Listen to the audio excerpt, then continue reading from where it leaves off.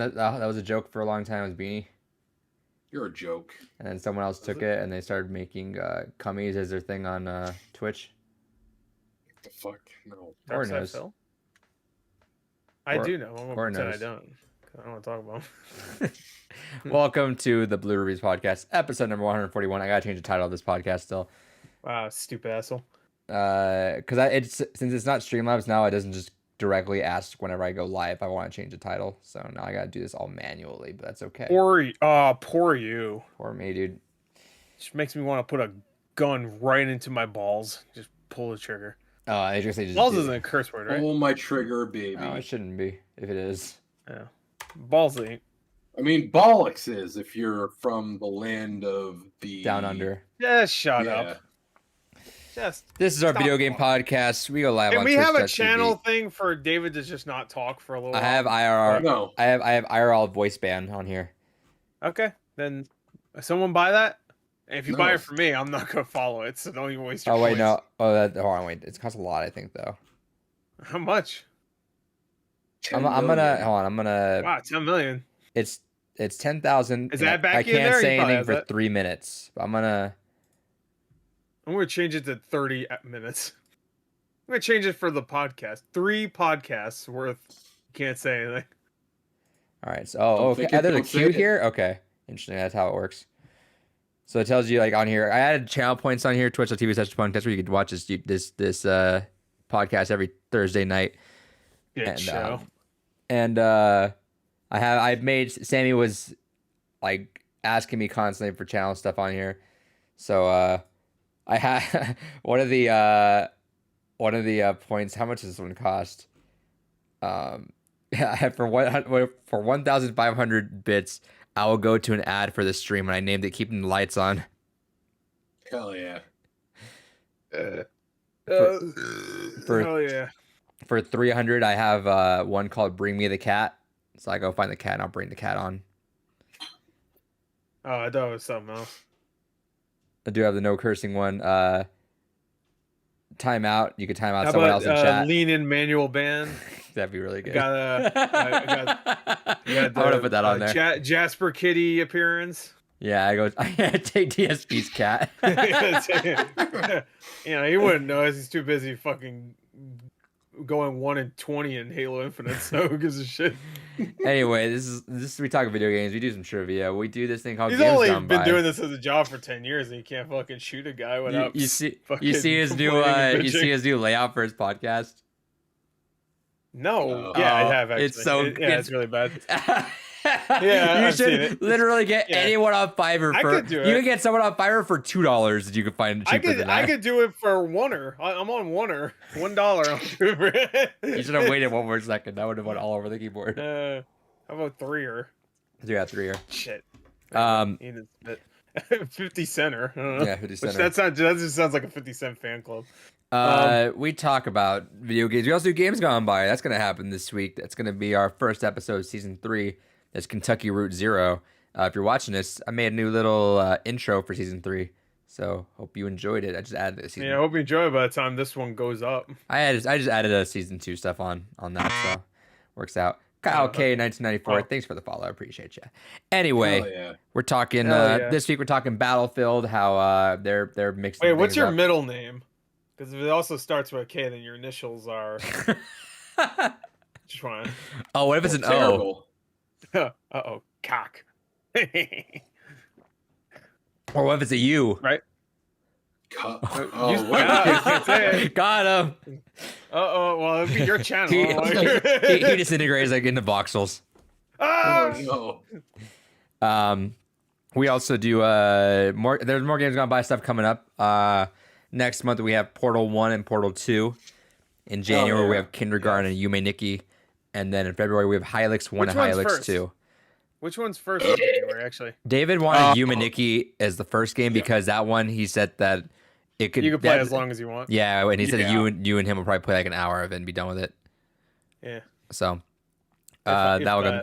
And then Hylics 1 and Hylics 2 is February. And if you want to look at the full schedule, look at the description of this podcast. We have pretty much every game except for one of Gore's last announcements and the fan vote. Yeah. Also, if you haven't seen on my Twitter, I have pinned links onto where to find each of those games, as well as the sale price they had this last Black Friday, because a lot of them were on sale.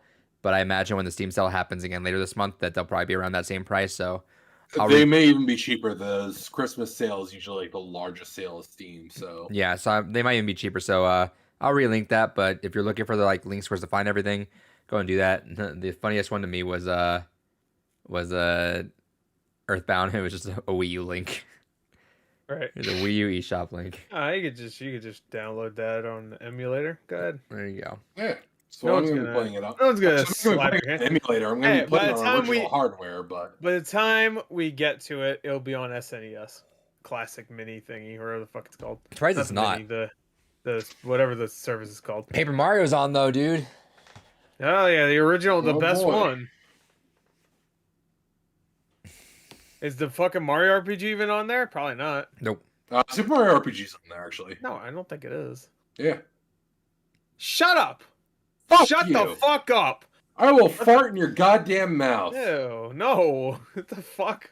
But no, Breath of Fire is on there though. That's good. So It do be a classic. So both of them are. this week Breath we're of Fire 1 talking and about we're talking about And 3 Battlefield, and 4. talking well, about 3 and 4 on Godfall. SNES, idiot. No, but they're all They're on classics. PS1. I know, but the only two that are on SNES is 1 and 2. Oh, yeah, How I'm the fuck trying is to 3 and agree 4 with going to be you. on the SNES He just said, page? "Fuck you." I You was trying to stupid agree with you. fuck. Didn't mean to curse. I was just quoting him. You stupid fuck. I'm gonna start it over. You glass bitch. 15 more minutes, no Hey, cursing. I'll do that. Don't you call me a bitch, you motherfucker. You're going to Oh, give me a hard fucking time. do what I want. Don't give me a hard time. Anyway, good. Listen At back, here. he says, "Sup."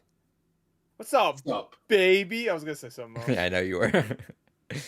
We're talking about Battlefield. We're talking about Godfall being a PS Plus We're talking game. about Battlefield? Yeah, they Really? mixed up the leadership of DICE earlier today. Oh, thank fucking God. Uh, I can't wait to hear this. Respawn is ending sales of Titanfall 1. Yep. Something about GOG is losing money. Don't worry. You can go to GameStop and get it for 50 cents. It's like a non-story. And then we're going to Games Gone By with Kentucky Route Zero. I mean, I imagine it's going to start shooting up a bit in price because the digital's going down. Not that much. No. Not for Titanfall. That shit you can get at a dollar store, I think. I know Titanfall 2 for a little while was at $5 below. So, I don't know. And Titanfall 2 is a better game. So Anyway, You're a better game. David, what'd you play this week? Hell, played Shin Megami Tensei 5 halfway through the game. Story, an interesting point. I'm sure. I'm kind of at a point though where I feel like hate there's it. not enough time. Not that I wouldn't say I dislike this game, but the story particularly feels very underdeveloped considering how Yeah. long this game has been in development for. I mean, they fucking teased this game with the launch of the Switch. I mean, this was one of the original games fucking picked for the fucking Switch. To be fair, though, that was barely a reveal. It was That like was the same way they on revealed ass. Persona 5, where it was like a It's chair. happening one day. Yeah. But still, it's Technically, the reveal wasn't until last year, really. They announced it. We're actually releasing this now, but yeah, it's not a bad game mechanically. It's one of the most fun SMT games I've played. It is genuinely in RPGs in general. I actually feel that gameplay wise, it's one of the best. Yeah. But when it comes to the story, there's so many elements that I can't help but feel like either there was a lot of rewrites while they were working on this game, or there was a lot of shit that they just had to say, fuck it, we need this up the door, get rid of it. And so there's a lot of stuff that feels incomplete story-wise, or a lot of story threads that just are like happen as soon and they're gone as soon as they arrive. It's fucking weird. Definitely one of the weaker stories so far, but overall gameplay wise, I'm thoroughly enjoying it. Absolutely love the gameplay. I like a lot of what they changed to the formula for SMT, especially. But story wise, it's not great. Just say it. Just say it's shit. It's fine. You're wrong it's to not like the great. series, and it's shit. No, I'm certainly not wrong for fucking loving the series. The franchise as a whole is Still in phenomenal. denial. You're in denial. Shut the You're fuck in the up. fucking aisle. You are in denial. What the Motherfucker, fuck did you man. play that was so great this week? Fucking literally anything. Anything. Well, Play freaking Pong, tell us it's about better. it then. What the fuck did you play this week? What did I play this week? Guardians. Call of Duty better than Shin Megami More thorough Tensei story. 5. That's You know wrong. what?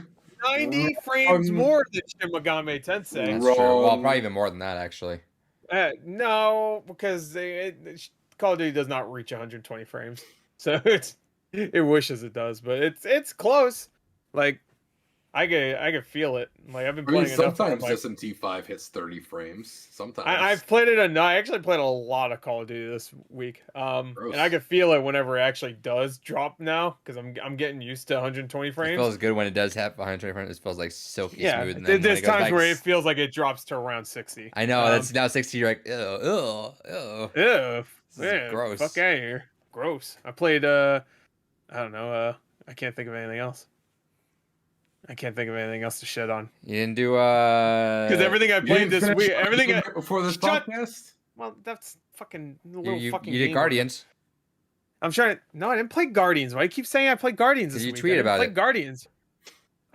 No, I didn't. I played. It randomly popped finished up it on like 2 weeks It ago. randomly popped up on my Twitter where you posted that you beat it. What a fake friend. Didn't even follow his Twitter properly. I fucking said I beat it like in the podcast like a fucking 2 weeks ago. Oh, Jesus because it randomly Christ. just said it randomly posted today that you just I don't know why it just. I did not post today. You're a liar. Oh, you know what? It probably linked because you said Kentucky Route Zero, huh? There you go.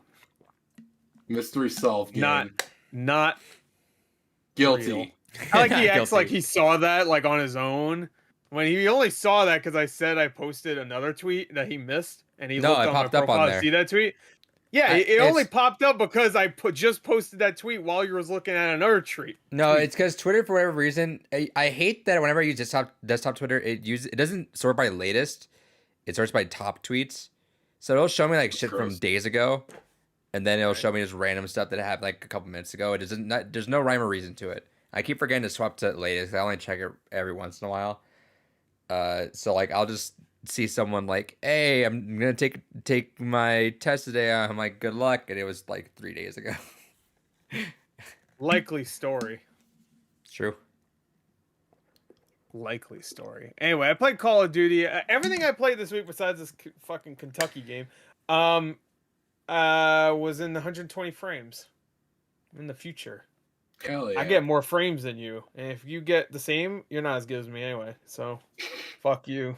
But I played. Shut the fuck up. I played Call of Duty.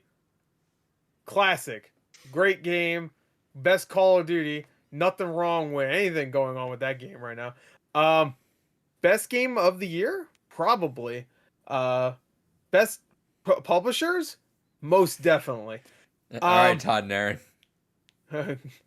Aaron and Todd. That's my. That's Yeah. mine. They don't even I just know. need to find. They don't even another know. guy Yeah, to but do they don't it even know with. their own names sometimes. Yeah. I love that. Thought bit. you were Todd.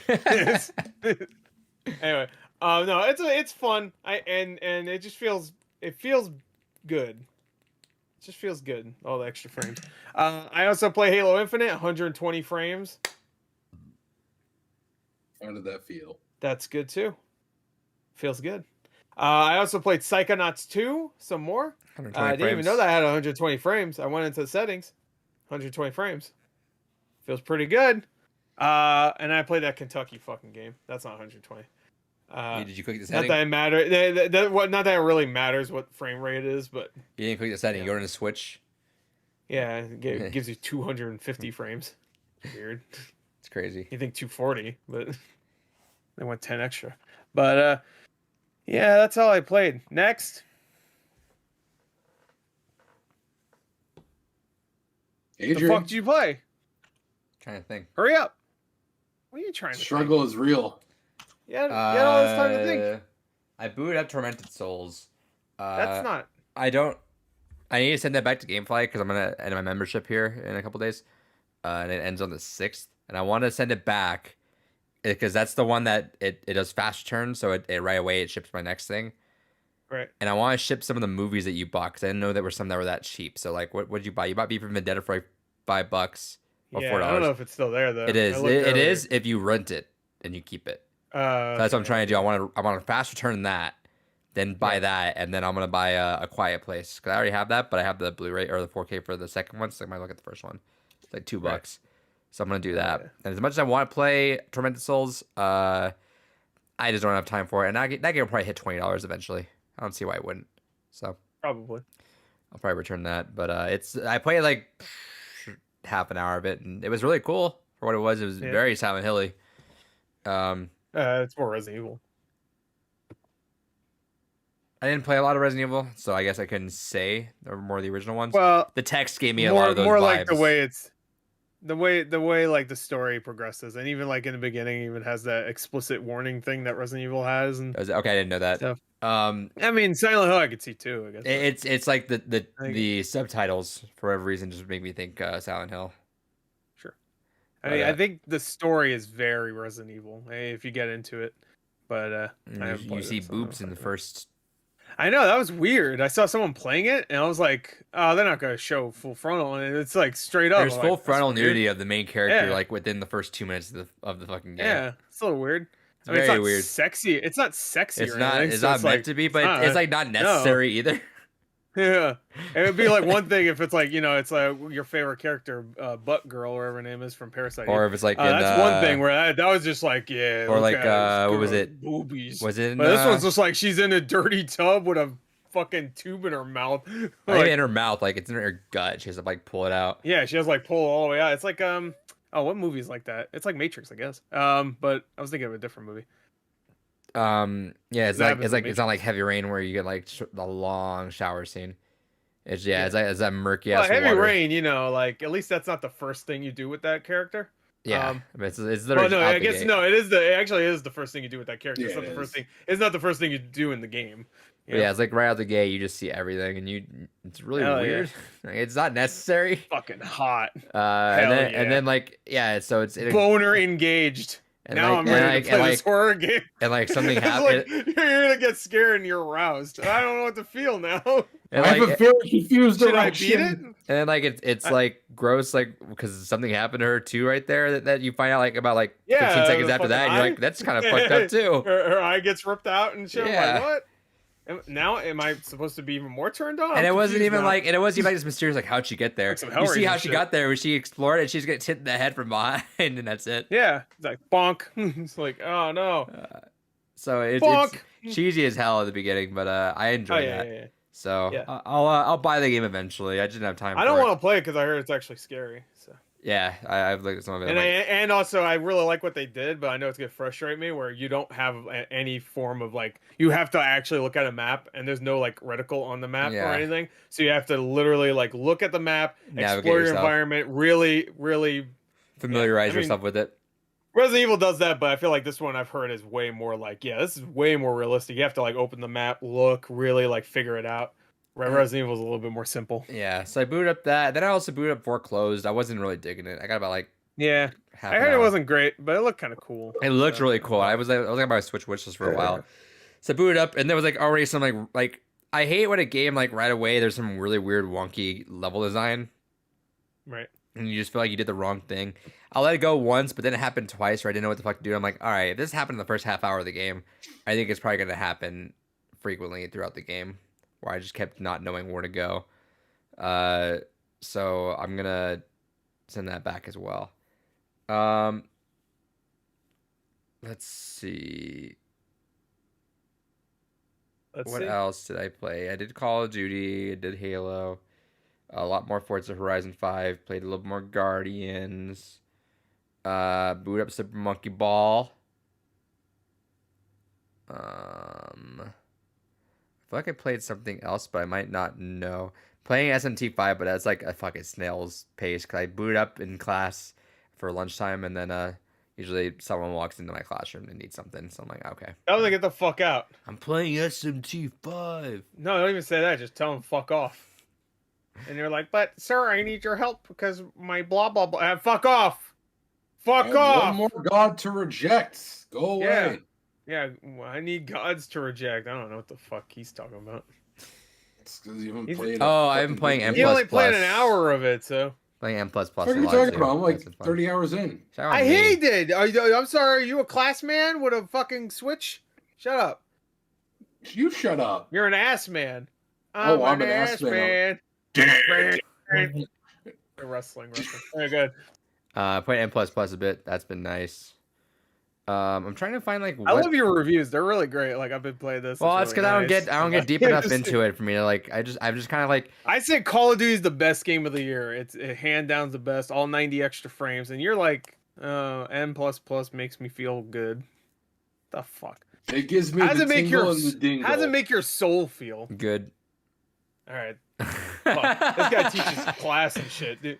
I just get too surface level. It's like right now is that kind of weird spot where like I want to play everything, but I just don't get anywhere deep. I do that too. Except but Forza Horizon 5 is the only game that I've been kind of diving deep into it, and that game is a lot of fucking fun. Got the Warthog on there. Just wheel spinning all the time. I'm slowly getting through the whole thing, which is nice. I'm probably gonna finish that game at this point. Just little by little, I'm going through the markers. I'll probably go back to that. It's really fun, and the locales are just really good. That's definitely a podcast. I would have liked it better if it was a. Let me think of a stupid place where it could take place.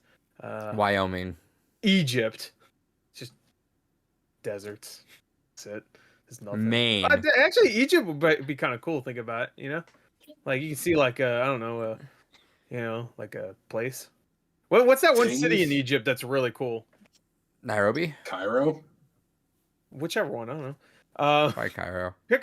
Isn't there like a really awesome city in Egypt, or am I thinking of a different? You're thinking of Dubai, I think. Dubai, is that in Egypt? No. Where is that? I don't know. I don't know where. No, I think Cairo is usually one of the more kind of. I didn't say cities. Cairo, fucker. Cairo's in Egypt. What was it? He's saying Okay, Dubai. but I don't know geography. Saudi Arabia. Where is it? Where? Saudi Arabia. Isn't that the same place? No. Oh, I don't know. None of them have GameStop. They're not. They're not in America. I don't know. Yeah, I don't fucking know. I don't know my own American geography, so I can't even use that as an excuse. I don't know. I don't know American geography too. Where's Georgia? I don't know. Fucking over somewhere there. In the middle of the country. I think it's over there. Look, Adrian's road trip. Hey, He knows how shitty my geography Are you Georgia? is. Are you Georgia? All right, it's over there. We live in a world of GPSs. I don't need to know fucking geography. Because in no point in my life will it matter for me to know where these places are. I know it. Tomorrow, like, will it matter for me to know? Tomorrow they're like, hey, we gotta move to Georgia. Where's Dubai? I'm like, yeah, tell me, point in this map and tell me where fucking Idaho is. Or we will blow your balls off. Yeah, well, if that happens, then I'm gonna be probably dead anyway. So, because then they'll ask me a question like, all right, now tell me how whatever, like a how man babies procreates. Are made. Yeah, how's a baby made? I'm like, I don't know, the stork. Fuck, I don't know. This is hard. I like the idea because you were about to say I probably did anyway. And I was about to say yeah because they're taunting me at that point. Hey, fat boy, where's this thing on the map? yeah, where's this on the map? Oh wait, hey, fat boy, where's the McDonald's? Yeah, so it's where the McDonald's is. Come on, this is fucked up. That's fucked up. That's racist. All right, because I'm fat. Racist. So we'll go on to what we got. I didn't get anything, so let's get my part of that. I know David has a lot he wants to show off, and you have a lot to show off. So yeah, David has something he wants to show off to the podcast. We'll start with Gore this time. Oh yeah, so it means to get a pee break again. This is fine. I'm gonna take a piss break when you show you the thing you're really excited to show everybody. Oh, I can't wait to show everybody my. You realized what he did right when he fucking said that. He realized what he did. Actually, you know what? He can show his micro penis to everybody on Twitch right now, and it wouldn't get flat because it's so small. You can't even tell what it is. So if you want to do that, go ahead. Hold it. No, okay. I'll wait. Yeah, man.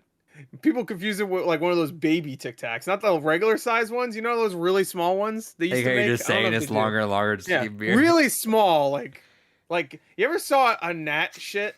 It's like that. It's not even as big as a skin tag. Anyway.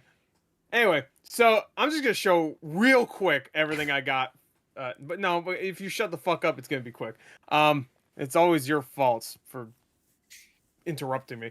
But I got everything else from Black Friday. Almost everything else. I think there's like one or two things, but I said fuck it. So Gamefly had a really good deal on games, obviously, but also movies. I got Superman Man of Tomorrow, cheap. I got Quiet Place 4K, cheap. V for Vendetta, cheap. I really want to see this. Possessor, uncut. I heard that was good. Yeah, I heard it was good too, bitch. 13 Assassins, amazing movie, cheap. Fantastic fucking film. Goddamn. Hell yeah. Ghost Runner, this is a game. So I'm on the games now. Got this. I already had it on PS4, but I really wanted a physical copy. Got it. Cheap.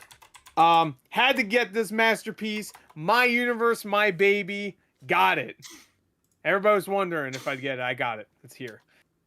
I picked up this. This isn't Gamefly, so I'm taking a break from the Gamefly for a second. I picked this up because I got it last week on PS5, but I really wanted to play on Xbox, so I said fuck it.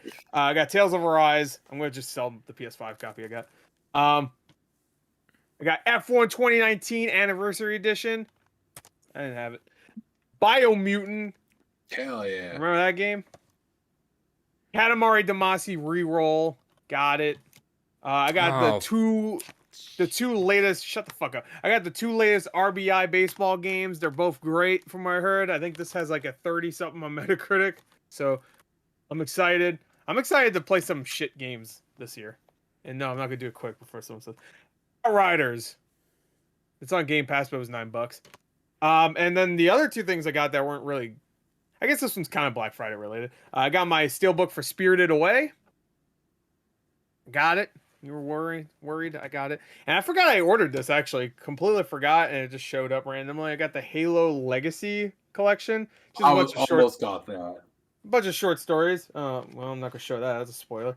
I think every page I go on, whatever. It's a fight. It's like colors. Look, colors. Spoiler. There you go.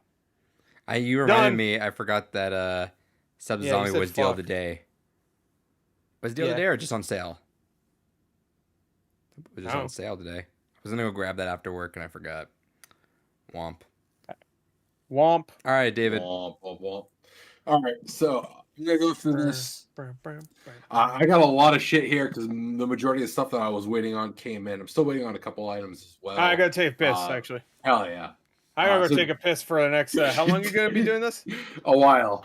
A while. I'm gonna take a really, really long piss. Digitally, got Need for Speed Hot Pursuit Remastered, Journey to the Savage Planet, Football Manager 2021, Mobius Front 83, Wrath Aeon of Ruin, Timeline, Simple Rockets 2, Turnip Point Against Tax Evasion, BPM Bullets per Minute. Time out. Yeah. That game, I want to do a top 5 best named video games of this year, and I'm already spoiling it for you. Turnip Boy Commits Activision is number one. Congratulations.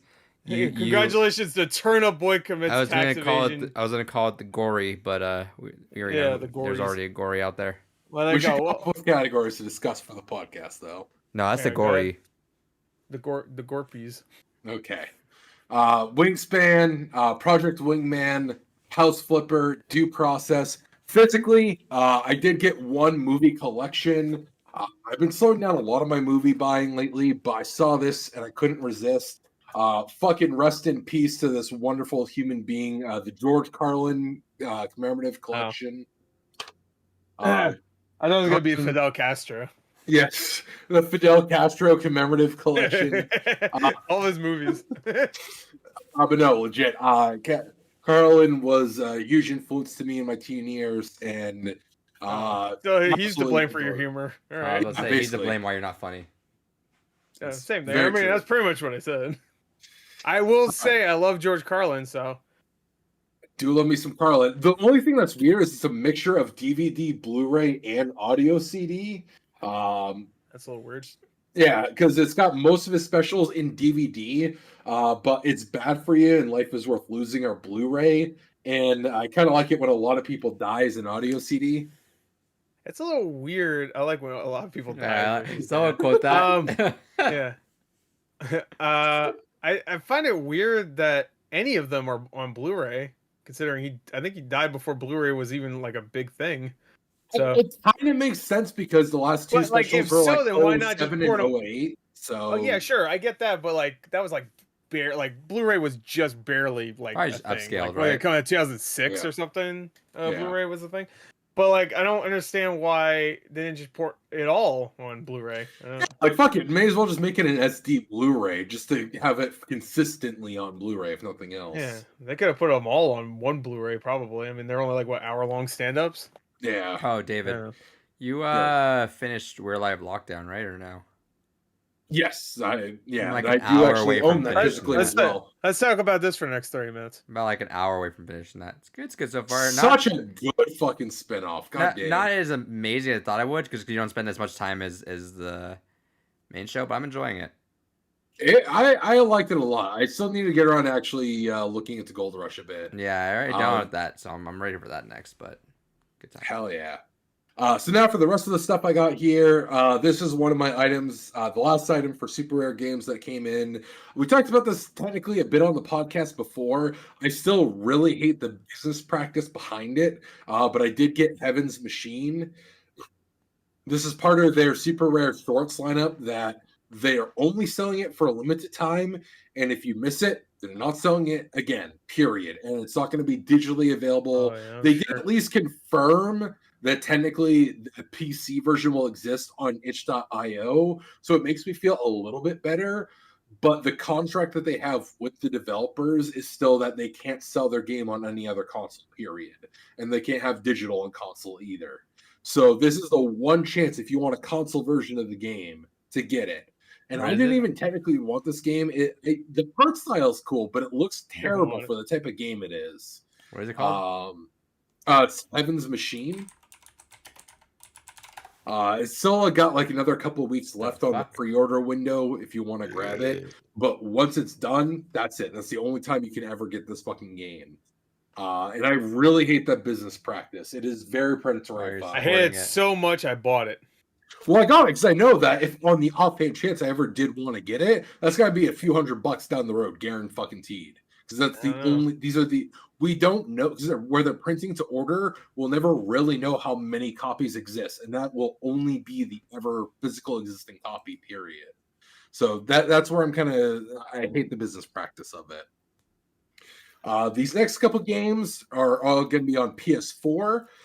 These were all Black Friday pickups because they were a couple bucks in many places.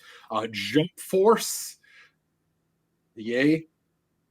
This one I was actually really, especially now that they're shutting servers down for that game. This one I actually was excited for. Fucking SNES classic brought to modern consoles. Wild Guns Reloaded. Phenomenal fucking game. If you haven't played that before, please do.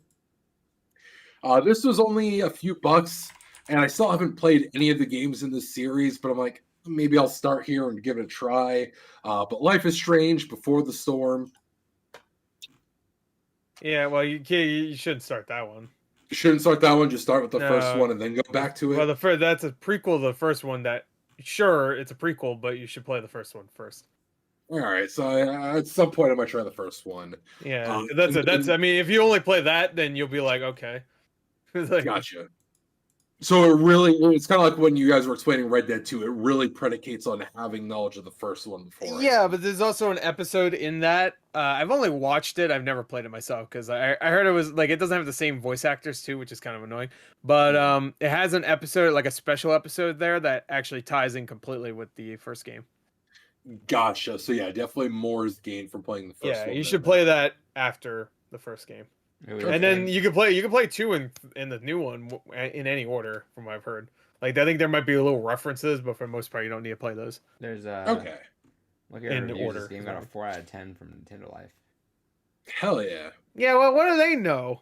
They only play Nintendo games, and they're all terrible. So then this I picked up because I have never owned this game before. I've never played it, but it is a very quintessential PS4 title. So I figured, fuck it. Yeah, Bloodborne. Finally own this now. I saw like a little bit of the cover. Cheater. Got this for $1. Classic PS2 game. SOCOM U.S. Navy SEALs. Oh yeah, good game. The second one's better. The second one was pretty damn good. Online was great with that game. Bought this just so I could have it complete in box again, especially now that it's backwards compatible. Dead or Alive 3. That would Hell be yeah. Makes my juicy boner moist. I got these 360 games as part of a lot, which is the reason why I have the sports game. But it was like $18, and 2 of them I really Dishonored. wanted to have. Yep, one of them is indeed Dishonored. NCAA Football 07. Hell yeah. And the one I was also really excited to actually have too, especially now that this is also part of the backwards compatible program, Max Payne 3. Hell yeah. Max Payne? Great game. Wish did they have FP boost that game? They didn't, right? I don't think they did, no. Yeah, fucking dicks. At least it So runs out these- full on 30 frames, I guess. These are some fucking hefty boys of games. Okay. These are all floppy disks. These are for a what's called the PC-98, which is a Japanese computer that ran on MS-DOS 3.1 back in the day. One of them I have to be very careful about showing on stream. So, Dirty. but I got these for $15 for the whole lot. These are 100% completed box, which is really cool. And the primary reason why I got them because they're such an odd novelty. So I got SimCity 2000 on PC-98. Look how fucking big these boxes are, just for fucking floppy disks. Also, dicks. I'm still going back. I'm just researching because I didn't know this. I didn't realize that these super rare shorts is a new thing, and this is just kind of what they're gonna do from now on is just make physical only Switch games. Yeah, that's what he said. Yeah, we talked about it as a news a while back. Yeah, no, I knew because the only one I ever heard about like really looked into that was obviously that what was it, Devolver game that they did? That's special reserve games. That's not super rare. Oh right. Yeah, so that's special reserve. Which if you missed that, that's over now. So yeah, it went. I can get behind that idea where it's like just a bunch of games that just come on there, but I have a feeling it's that demon kissed my wife or something. Or something. That one's okay because like that was. Oh, you know what? At least they gave you like a long window to play. Yeah, I gave you a long ass window. Yeah, they gave you almost like a whole year. So and also that game looks good. So it does. But the fact that they gave you basically a whole year, I don't mind as much because that just feels like a regular game release window where literally everyone that is going to want that game will have the opportunity. Right. I hate the super rare games because it's literally like 3 weeks that they give you, and that's it. Yeah. At least they give you a pre-order option besides it just being 1,000. It's done. Fuck you. By the way, you know what sucks? You know what's bullshit? You know what's bullshit is that my Silent Hill 3 and 4 vinyl just got lost. What? I didn't know I got them in the mail when I got the Mondo. It was that Suicide Squad thing that I forgot I ordered, so I thought that was that. So I just didn't ever check it, and it got delivered like 3 weeks ago. It said. Womp. So that's shitty. Well, you got lost where? I don't know. Maybe someone stole it, or maybe like someone had brought it in and just doesn't know where they put it. Steal those two and not the Suicide Squad one. Yeah, that's fucking shitty. Yeah, so I emailed Mondo and I'm like, wait. Yeah. No, it's weeks later, so I don't know what the fuck that's gonna be about it, but we'll see. Yeah. This one is called Dokyose 2. This is, I can't show the back of it, but this is a hentai game on the PC-98. Oh, well, definitely do it now. Send me a picture of it. I really can't show Please Don't Call Me Amy or Amy's Fantasies. This is the most I can show of this box. Why? What's being shown? Is it a goodie? I mean, I especially there's a goodie being shown there. Well, showed it. Here, hold on, David. I turned off your camera so you could show me and Gore right now. Oh yeah. Yeah, no, your camera's actually off. Here's the front of the box. Oh, it's a little. No, that's it. Come on, you here's show the that. back of the box. Okay, well, I don't know what you guys. I can't even tell. Yeah, I say. Oh, I see insertion. Wait, hold on. Yeah. Oh, they're covered with something. Oh, yeah, no, there's some BDSM going on a lot of these. That's going through her butt, through her mouth. That's weird. All right, turn it off. So I'm put the camera back on. Turn it off. Turn your camera off. Here, leave it off for us.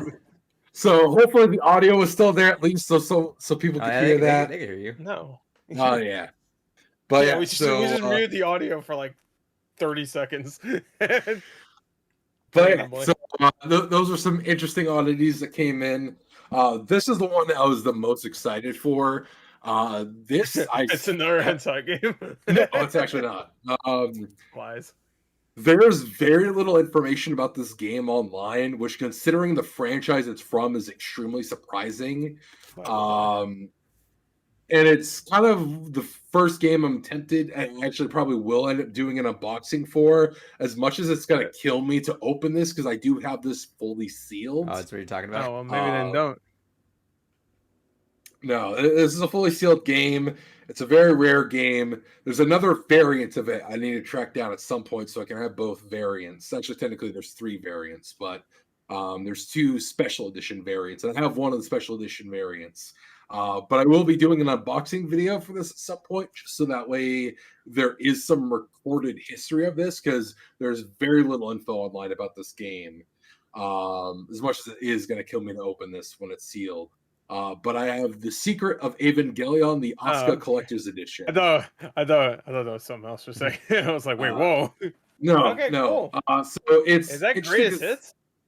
No. There is a greatest hits version of the original release, but there's 2 collector's editions. There's one for Asuka and one for Rei. And this game actually has a lot of Evangelion, by the way. Yes, it is Evangelion. Which is why I'm confused that there's so little info on this, because it's such a beloved franchise, and this has a lot of canon information to it. Wait, what's the game called again? Secret of Evangelion. Secret of Evangelion. A PS2. What's her name again? Asuka. How you spell it? Asuak. Oh, okay. Let's see. Just want to check real quick. All right. Oh. The most you're gonna find is usually the same, like, 2-sentence blurbs of it was on PS2. There's 10 different endings to the game. You play as a new character, and that's like the same things I see over and over again. I found one used. How much? I did. I found one used. It's the same box too. How much? But that $114. I don't know how much you spent. 30 for this. Oh, there you go. See? But that's more used, reason again why I'm like, I don't want to open it, because it is sealed. Well, hey, used it's at least worth $114, maybe. I don't know. I would say get the used one and just do that, and then keep that one there.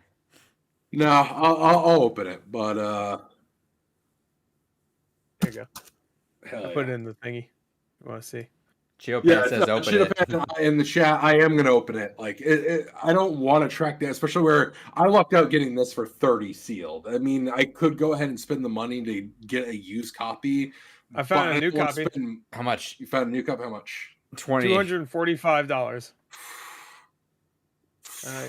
You could sell that and then buy that horse you always wanted. It's true.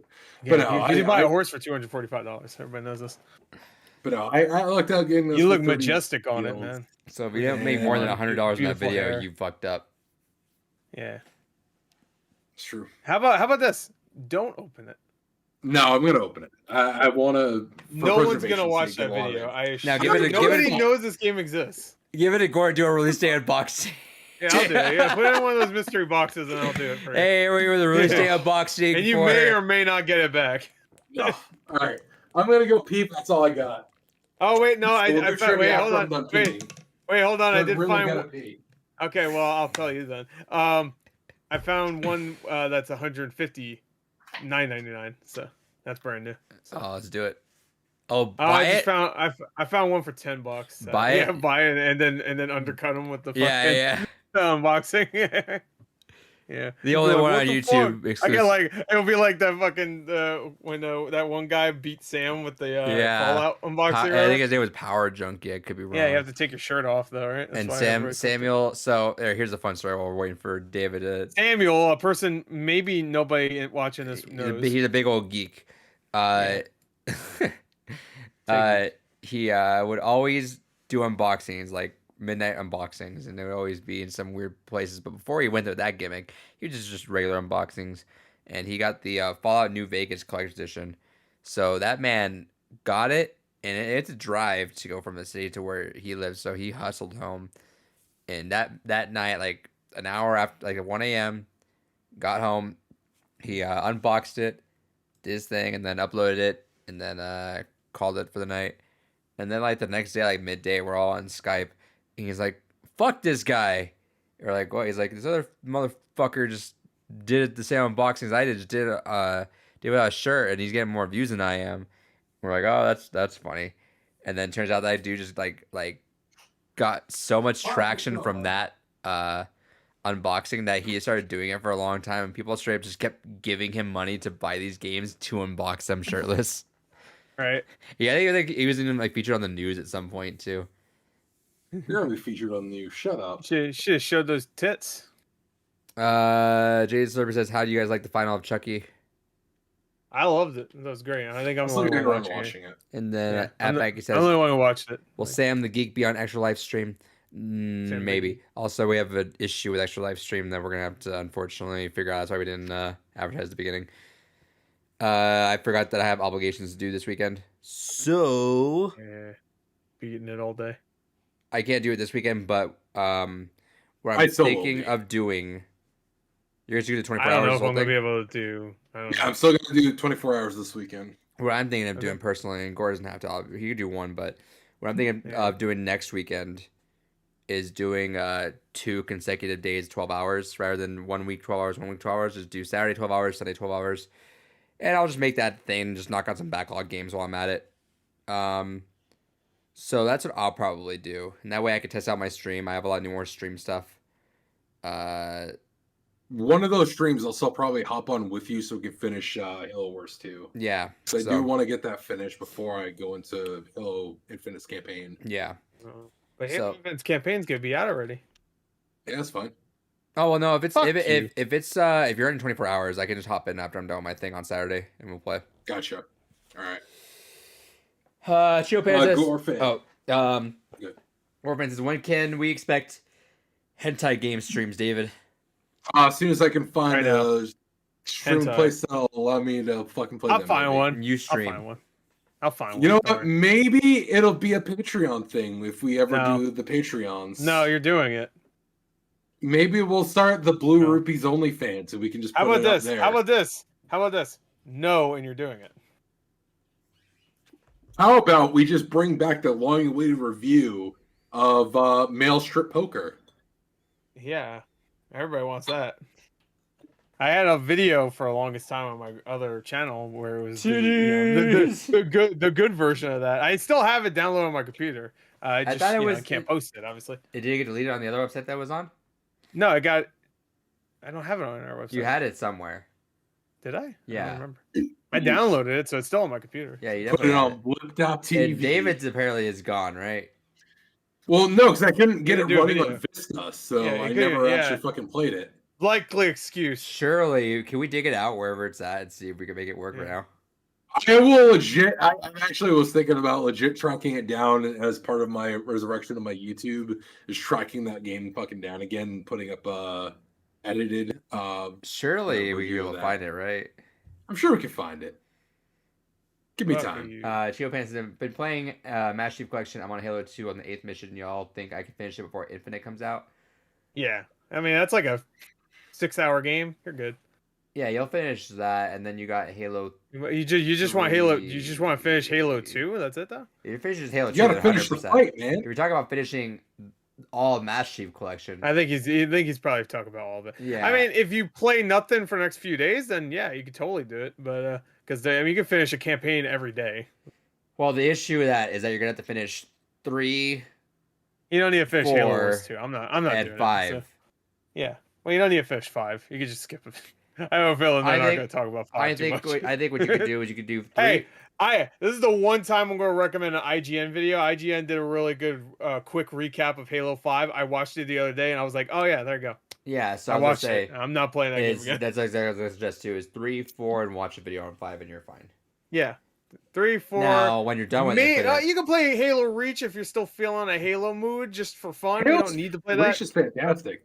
Best Yeah, fucking no, it's Halo. great, but you don't need to play that one, really. I mean, besides for the last like 5 minutes, it really doesn't. If I have a feeling it's not gonna connect, really. I played Reach and Halo CE. Now on Halo 2, my cousin says play ODST Oh, you already next. did. Okay. Technically, ODST. yes. Like if you want to go chronologically, yes, you play ODST next, but it's not Yeah. necessary. It's not necessary now. It's a good game though. Yes, ODST is also It was all right. great soundtrack. Fantastic soundtrack. Oh, I like the game.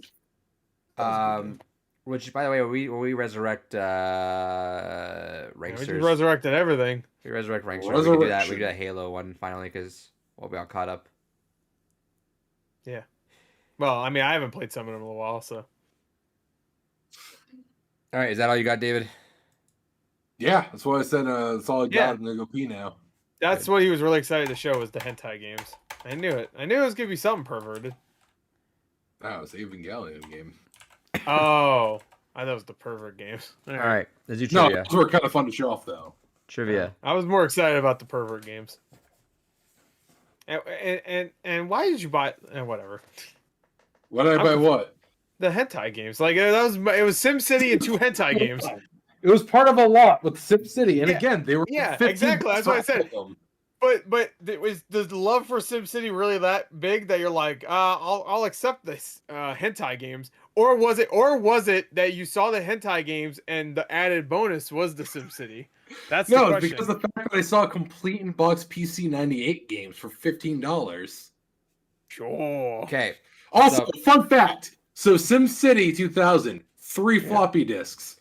One of those goddamn fucking hentai games, 11 floppy disks. Of course, all the That's a lot animation, of floppy tubes. all the tentacles and goo that So those poor ladies get all over them. we got trivia. Remember, we didn't advertise at the beginning, but we'll advertise at the end for sure. Next week we will be streaming the Game Awards. The That means Game Awards, we will be yes. doing Blue Rupees on Friday. Once Yes. again. Good. David, are you gonna be on there? I When know does Game Awards actually start? 7 our time, I think. I won't be able to do it. Okay. All right. So I mean, it goes on until like 11, so I don't know if you can You wanna jump in. hop on at some point. Is if I'm out of work on time when I'm out of work. So Well, you yeah. can just join whenever you want. I don't So give a fuck. me and Gore will Join for in. sure probably with Kyle. We'll be And we'll spoil all the reveals when they well, announce Shin Megami Tensei 6. You won't be there for it, but I'll spoil it.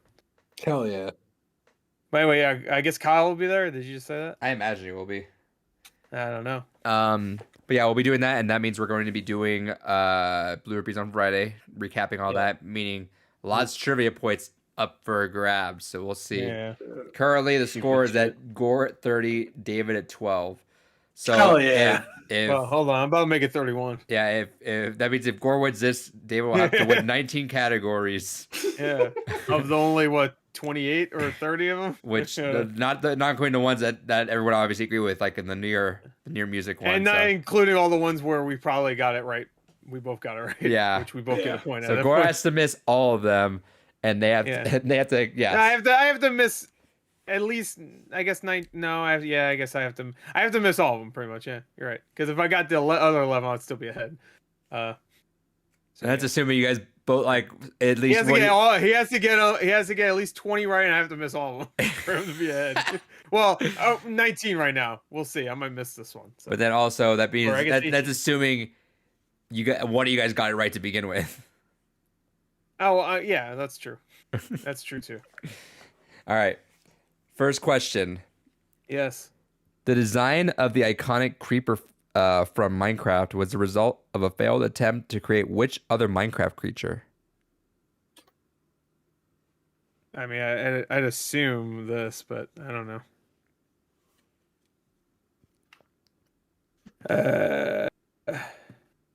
I'm trying to think what else looks kind of like that just like gets stretched out. Abag says, "Will David catch up?" He does a inquisitive face followed by a hell no face. Hell no. Let me read this question off one more time before I ask for answers. The design of the iconic creeper from Minecraft was a result of a failed attempt to create which other Minecraft creature? On 3. 1, 2, 3. Snake. Gore says zombie. There's no snake in fucking.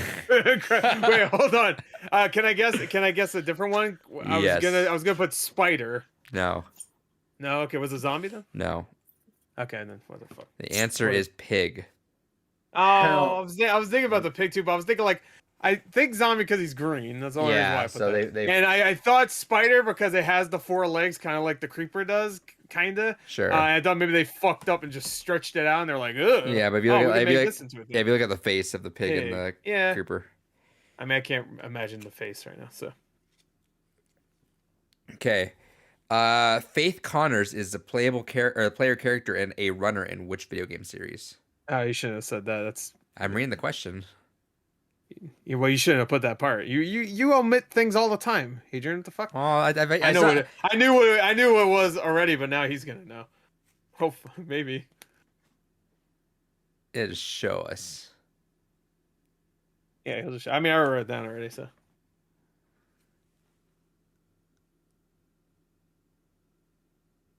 you just put faith. All right. You can see Answers on 3. 1, 2, 3. Bitch force. Oh, bitch. Bitch force. Bit trip fate. And Gore says the answer, Oh, you which want me- is Mirror's Edge. Mirror's Edge is indeed the answer. Congratulations, Gore, the movie. What did I guy. say earlier about I'm about to get 31? You want to go for best 2 out of 3? No. no. All right. All right. We'll just put all of our faith into Jeff Yeah, I Keighley. get it. Hey, you saying runner didn't help at all. I thought that would. No, fucking because give I it- thought Trip Runner initially, and then Fate. All right, so yeah, Fate. All right, let's go. faith. Yeah, Faith. He said And faith. then I thought Fate, so I was like, all right. Let's If I go. didn't say No, runner, it's would you gotta have thought be- Mirror's Edge? No. Okay, so it didn't No, matter. of course not. No, I was saying if he didn't like because I already knew it was when you said Faith Connors. But if I was like my brain don't work today, and then you said runner, and I'll be like, oh, that would Bit give trip it to me. runner. I So I know. don't think of it like a runner. I think of it I as would just never. a platformer. None of the characters bit trip anything have a first and last name. Faith None of them. Connors. It's No, runner. they have a name. They don't have a fucking last It's name. automated runner. I like how the fucking main character is Commander Video, and then Faith Connors is. Yeah. Yeah, Commander Video, my favorite first and last name. I'm going to name my son Commander Video. That'd be a Fuck off. that'd be a Fuck sick you. name. That'd be a sick name, Yeah, Commander Video. Commander Video, Hell yeah. and then the movie god. I'm gonna name my next dog that Commander Video. That's a sick Yeah, name. call him that. And he'll run away. I assure you. Yeah, he's He'll runner. know. He's runner. Yeah, because he's a runner. That's why. All right, going to Of news. course. Oh, because he's embarrassed. Shit these days. All right, news. Getting through News. it pretty quick, I think. Yeah, I mean, the fucking games gone by is gonna be 2.5 hours long, but you know, whatever. probably. It'll just be David screaming how he hates it, and then Adrian be like, "Yeah, but it's so like, oh man, it's like I cried and it made me die and it made me fly." And Someone, I'll be like, someone I don't flies know. in the I just podcast. finished Someone it. dies in the podcast. one day that's gonna come true. I'm Someone will fly and someone will die. All right, first intensive story on the docket is EA delists Titanfall 1. Hell Sad day. no. Sad day. hell no. I mean, this is the thing. They delist it, but it doesn't matter. They That's- do that's- though. I mean, it's unfortunate. It further goes to show that there's no such thing as a digital purchase, really. I mean, You still have it. has the It's not- opportunity. I mean, if you bought it, then you still have it. So yeah, they're keeping the servers up, which is cool. And the servers are For still now. up, For now. I Yeah, remember for now. playing Titanfall 1 when that first came out. That shit was fucking amazing. Titanfall 1 was my favorite multiplayer game at the time. It was so good. It I was loved so it. fast. Played the shit out of fucking- that game. Just pulling that fucking Titan out of the fucking sky and just all right, The let's go. best shooting that year. The best shooting, hands down, was It was Titanfall. so It wasn't, slick. and you're not even. I'm not even considering the Titans in that. Like just the wall running and fucking the actual shooting, the It controls. was really all slick. great. And of course, then fucking Call of Duty ripped the fucking everything off from Titanfall. Oh, besides the mechs, I'm surprised they haven't done that yet. But the wall running and the sliding and the being just really fucking fast and shit. Like, I like the idea that they had those bots in there too, so people who were like not amazing at the game Yeah. could kill those things to still contribute to the team.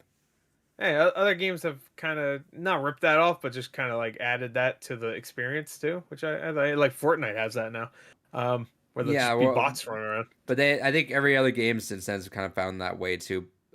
reward people even if they haven't been like Yeah. getting the kills. Make Like we've you feel seen those like people. you're not shit. Yeah, even like though you are. it's still like Overwatch. Obviously, there's like Final Blow is cool, but you still like contribute to each kill. I think Call of Duty does that Yeah. now. Halo. Call of Duty doesn't. No. I thought Call of Duty did. What? Add bots? No. If you get a shot out of a person, like Oh, if you hurt him a little bit, yeah. yeah. So like Halo everyone. doesn't do that though. Halo definitely doesn't do that. No.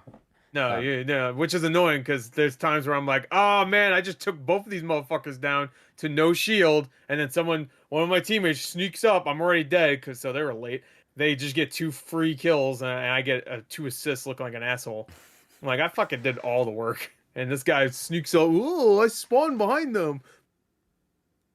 Skill, Yeah, they don't skill Like, every single yeah. time. skill. Titanfall was I mean, awesome. to be fair, that happens with me too. I get a fucking free kill. And I'm you're like, like, "Hell yeah, whoa! yeah. So I guess it balances out, really, but whatever. Um, You should just get the kill, honestly. Like maybe team deathmatch that wouldn't work because then everybody would be getting kills, you know. But Yeah. yeah. Titanfall's awesome. They can make it Titanfall work, 2 obviously though. kind of fucked that up. They make it work with Call of Duty. Actually, thinking about it, because then that just still counts for 1 point, even though like maybe 3 people got the kill point there. Sure. So they could still make it work. Anyway, good. But yeah, so Yeah, Titanfall's 2 dead. Whatever. Titanfall 2 is Whoop-de-doo. just as fun. Titanfall 3 is gonna get announced next week anyway, so don't worry about it. There you go. Next story. Speaking of, Wait, did David say anything about that? he said, "Hell yeah." No, he said hell no. Sure, I could say hell no. Okay. assume So we he's got on some shakeups at Dice with the Battlefield team. Alright, cool. A lot of people You kind guys of talk about this. Don't give a fuck. I didn't put the story in, so it's all Adrian. yeah, a lot of people kind of people are getting reshuffled in there, obviously because Battlefield just fucking flopped out the gate. Primarily, the only thing you have to know is that Vincent Pella is taking over Battlefield now. So they took him off Respawn, put him on Battlefield. Hell yeah. So Yeah, that's a great idea. do that. They have someone, an old Halo veteran developer, working on incorporating lore or story into Battlefield. Yeah, all right, hold on. Time out. What? I don't know if EA realizes this, but the lore of Battlefield is just the world. EA Lore. plans. When you go Changes. through when you do World War I and World War II and fucking Vietnam and all these wars that actually happened, that is your lore. So just do that. We don't need the Covenant or whatever the fuck they want to do about their lore. Call of Duty, they can get away with it because they're fucking ridiculously dumb. Where Battlefield's supposed to be the realistic shooter. Yeah, it's not like we're talking fucking Bad Company 3 here, where it's like, Bad okay, Company's fine. Bad Company could be silly because that's its own fictional thing, but they always constantly do World War I, World War II. They do Vietnam, obviously. This one game they did they did 2 futuristic games altogether of the 15 fucking Battlefield games that are out there. But everybody talks about how Battlefield is realistic. So what the fuck lore are you gonna add besides EA plans you could to do build... Call of Duty shit where they just make up characters that didn't exist in World War II or whatever, like they did with Vanguard.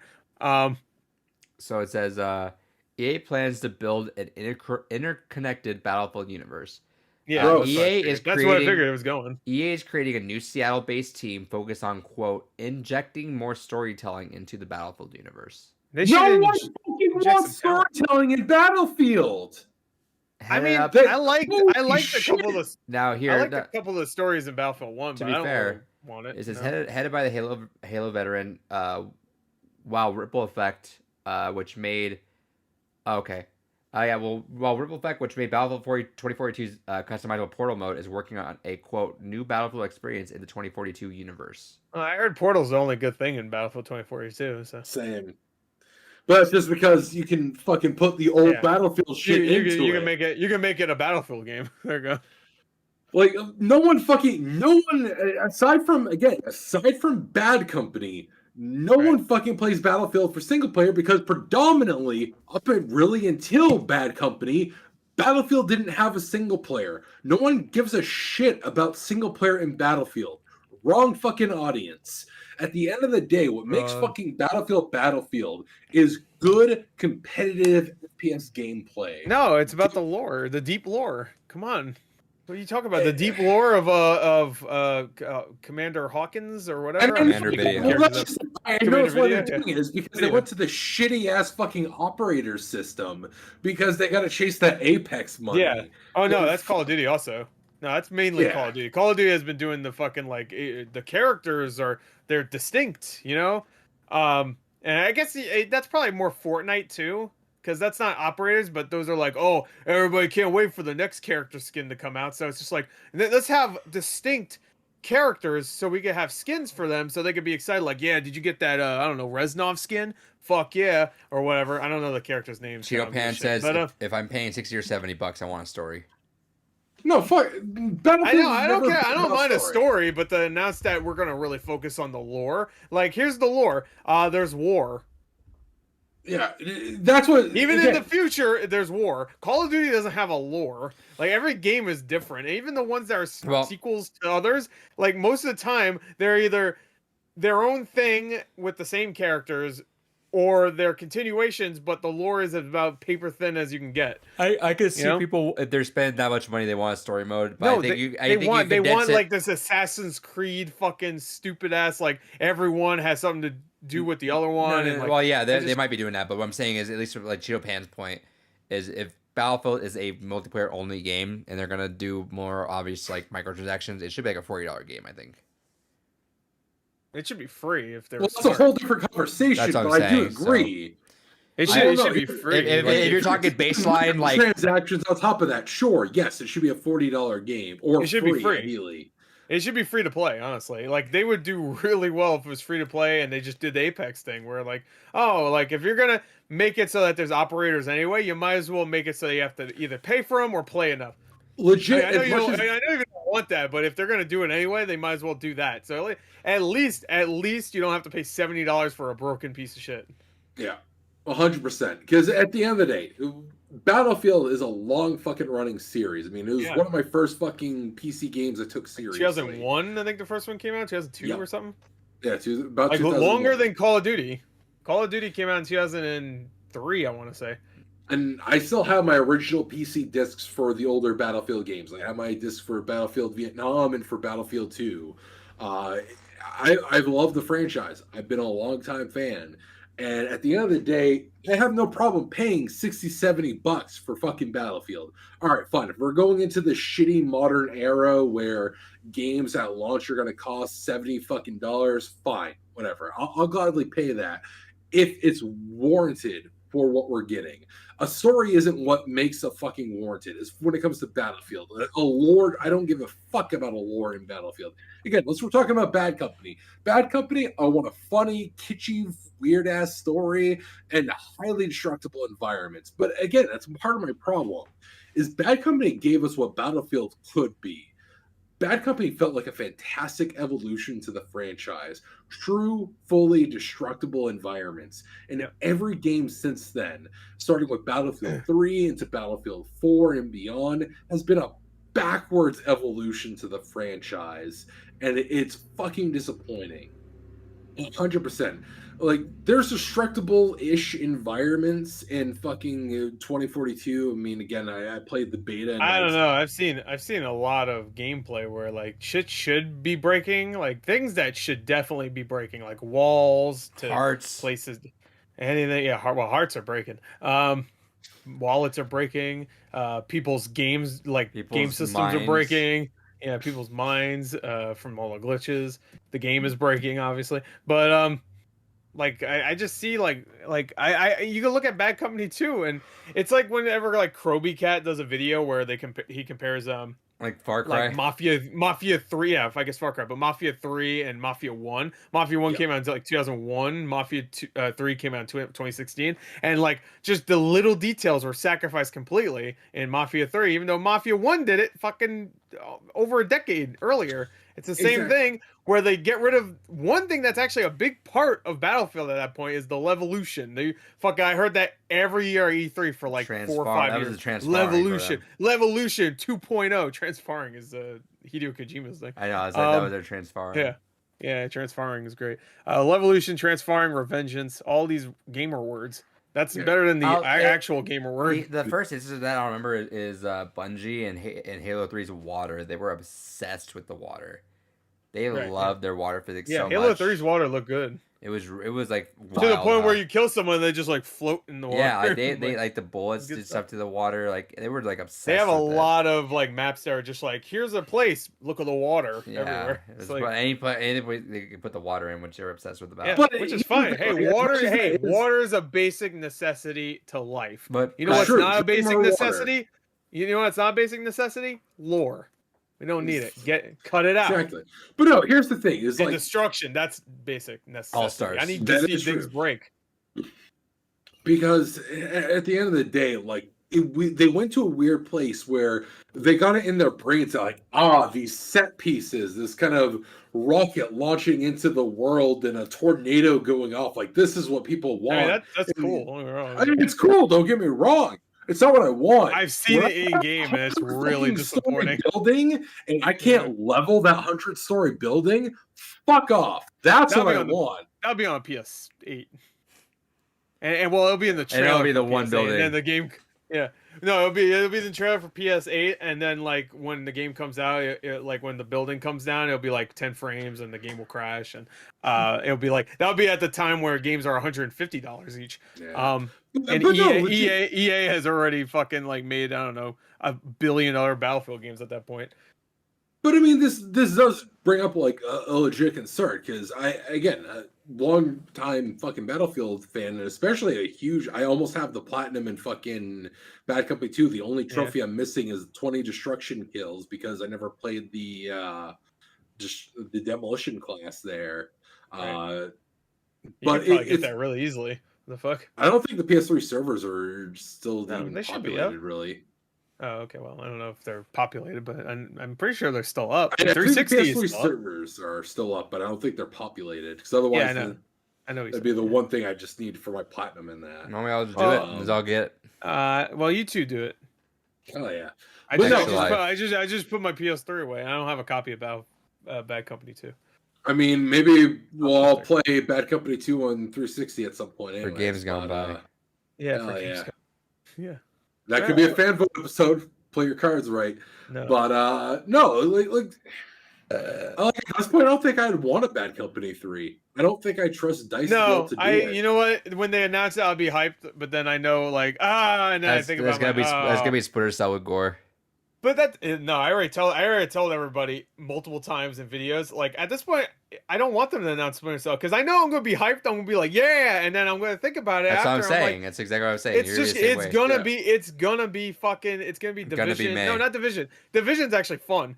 It's gonna be fucking like a Far Cry game it's gonna be Ghost Recon. That's exactly what it's gonna be. It's gonna be the new Ghost Recon games, which is giant map, shitty everything, just bad gameplay, bad objectives. It's just shoot a person. Sam Fisher's probably not even going to be a main character. You'll make your own character or something. Sam Fisher will give you some missions. That's about it. But yeah, that's kind of the point where we're at now, where it's like, even if we got the game that a lot of us really want, because I know a lot of people still really badly want Bad Company 3, I don't fucking trust Dice to make it. I don't trust 100%. I don't trust them either. I don't trust or trust them. Where are you going? He's got to go pet the cat, It's what you do. Right. Let's say all the bad words now. What an absolute fucking opposite of Chad that also begins with a C. Oh. Karen? Yeah, what absolute Karen you can see. Karen with a C. You know what? That would be a great band name. Karen with a C. Why not? Karen with a C. Anyway. But no, there's even the shittiest part was they acknowledged that Bad Company is an important part of the history where so many hell yeah, this test. He's showing his pussy. Hell yeah. Pussy. Hairy pussy. That puss on the channel. Yeah, where's that pussy? She's mad I woke her up. Yeah. Oh, whatever. kitty. You own her anyway. There it is. There you go. Tangent for side thing I'm working on. Are you okay with me showing a picture of Tess to an artist to work on? I don't give a fuck. What the fuck? Some people are fucking weird about that. No, that's weird. I just want to ask. That's his cat. Bring me the cat. cat. Asking him. How about? Well, but make her look all fucked up. Fluffed up. People thought a throwaway joke on the podcast is going to be a real thing. I'm already commissioning the art for it. So all right, well, spoilers. What the fuck you so eating? yeah, if you're listening in the chat, A airhead? Are you what? we You will 5? have YouTuber models one day. What? An ice cream truck just rolled by? What the fuck? You have airheads in your house? I bet you my- have to my- hydrate. I'll hydrate in a fuck. second. There was one guy that always drove by my street when I was a kid, which is a little weird. And he was an ice cream truck guy. Obviously, I should have probably prefaced that. He was a weird pervert. He was just some weird pervert that gave out airheads.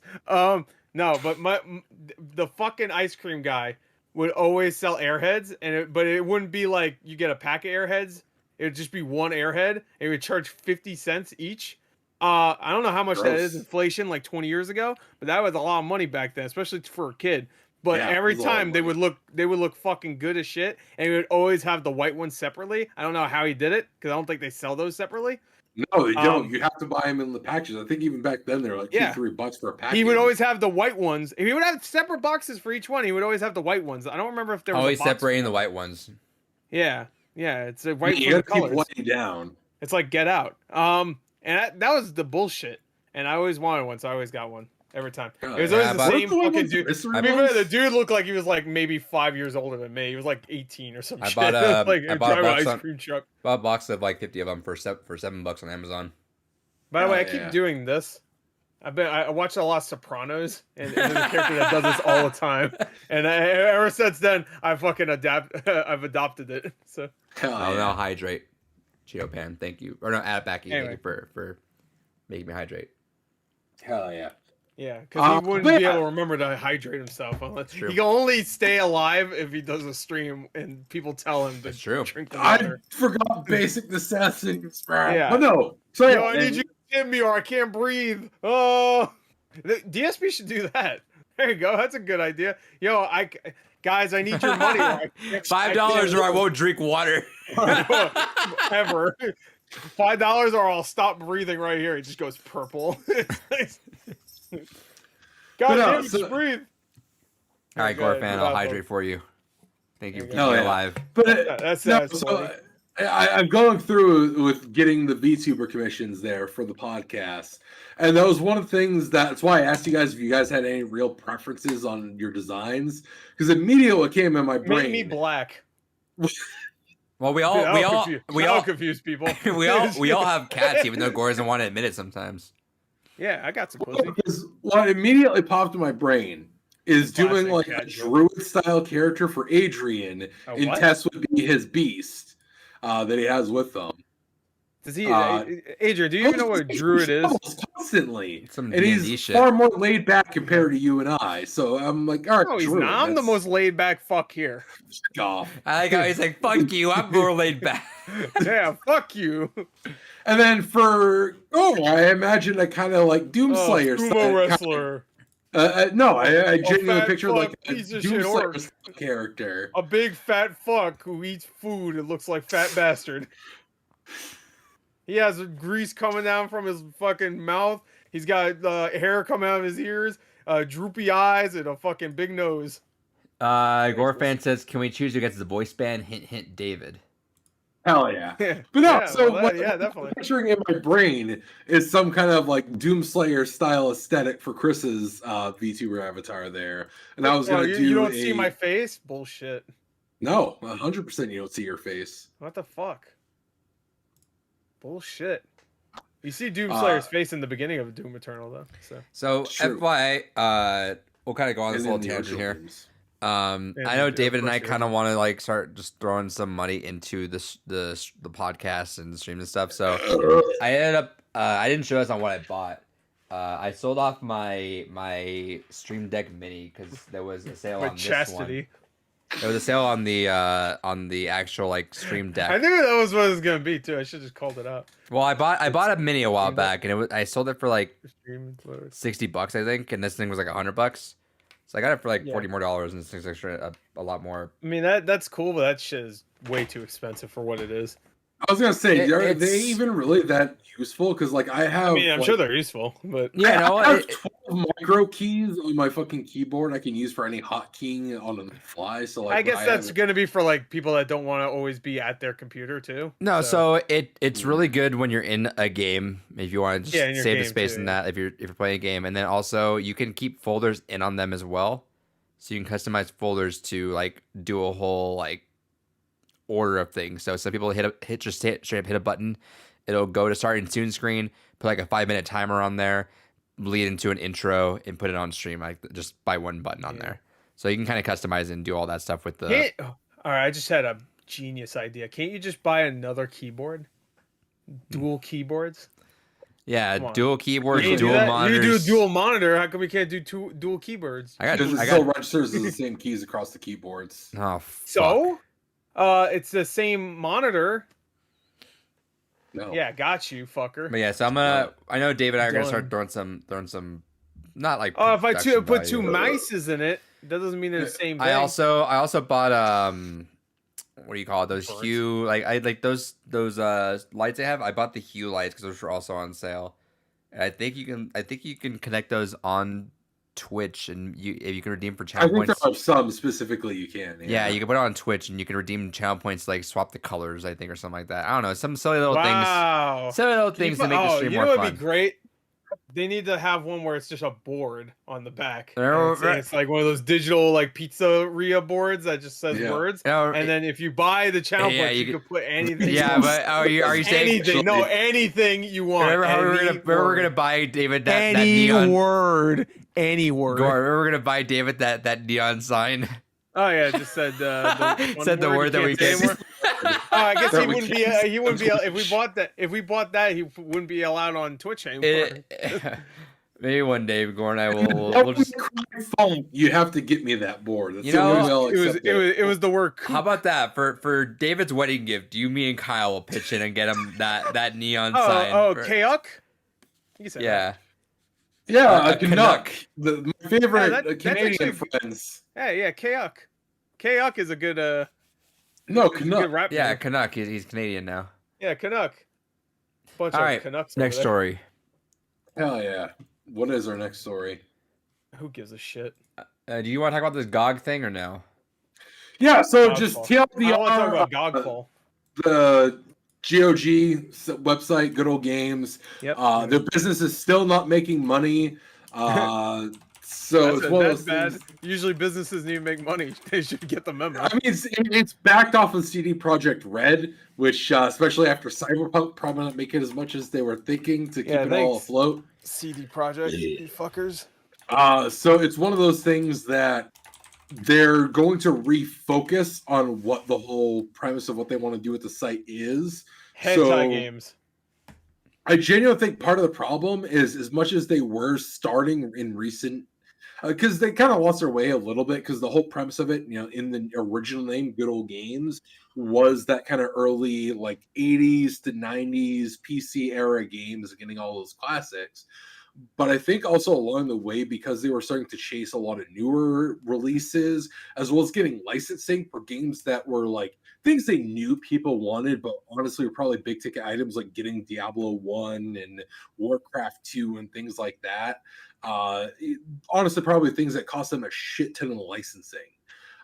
So I get the feeling they're probably going to go back to the original model in some capacity where they're just focusing on, let's be honest, things that'll be very easier on their wallet for licensing while being able to maximize impacts on what they're selling. And that's still, I think, where GOG really has a chance to succeed. I love their DRM-free model. I love that every game on there, I can go ahead, I can buy, and I can download an independent installer. And even if I get my account suspended from GOG, as long as I have my installers saved my computer, which I do, I can go ahead and install that game at any time.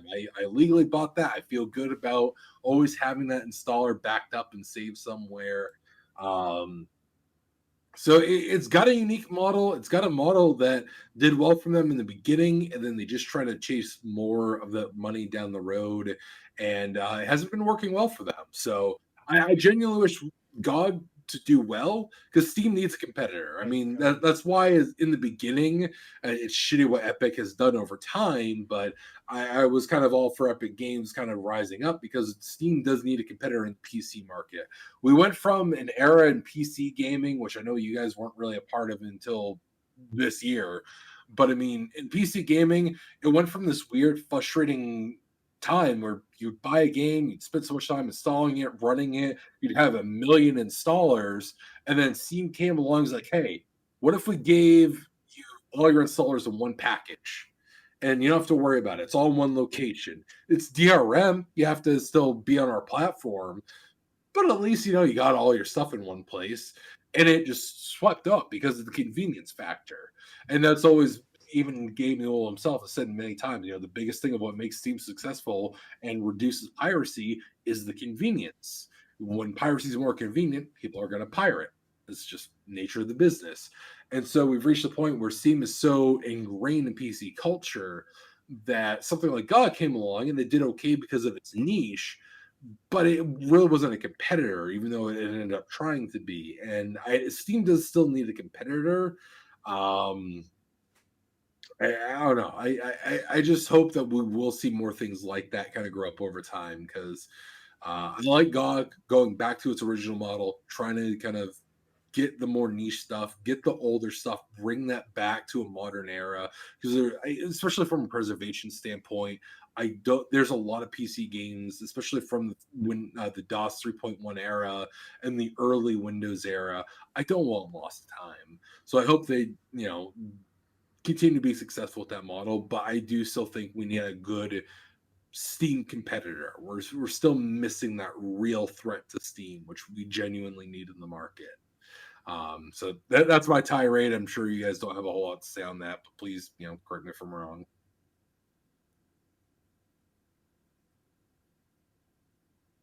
All right, next story. Here's a story for Gore. Godfall, Gore. All right, next story. No, this is not a good story. Oh, Gore fan. Skip it. Oh no, Gore.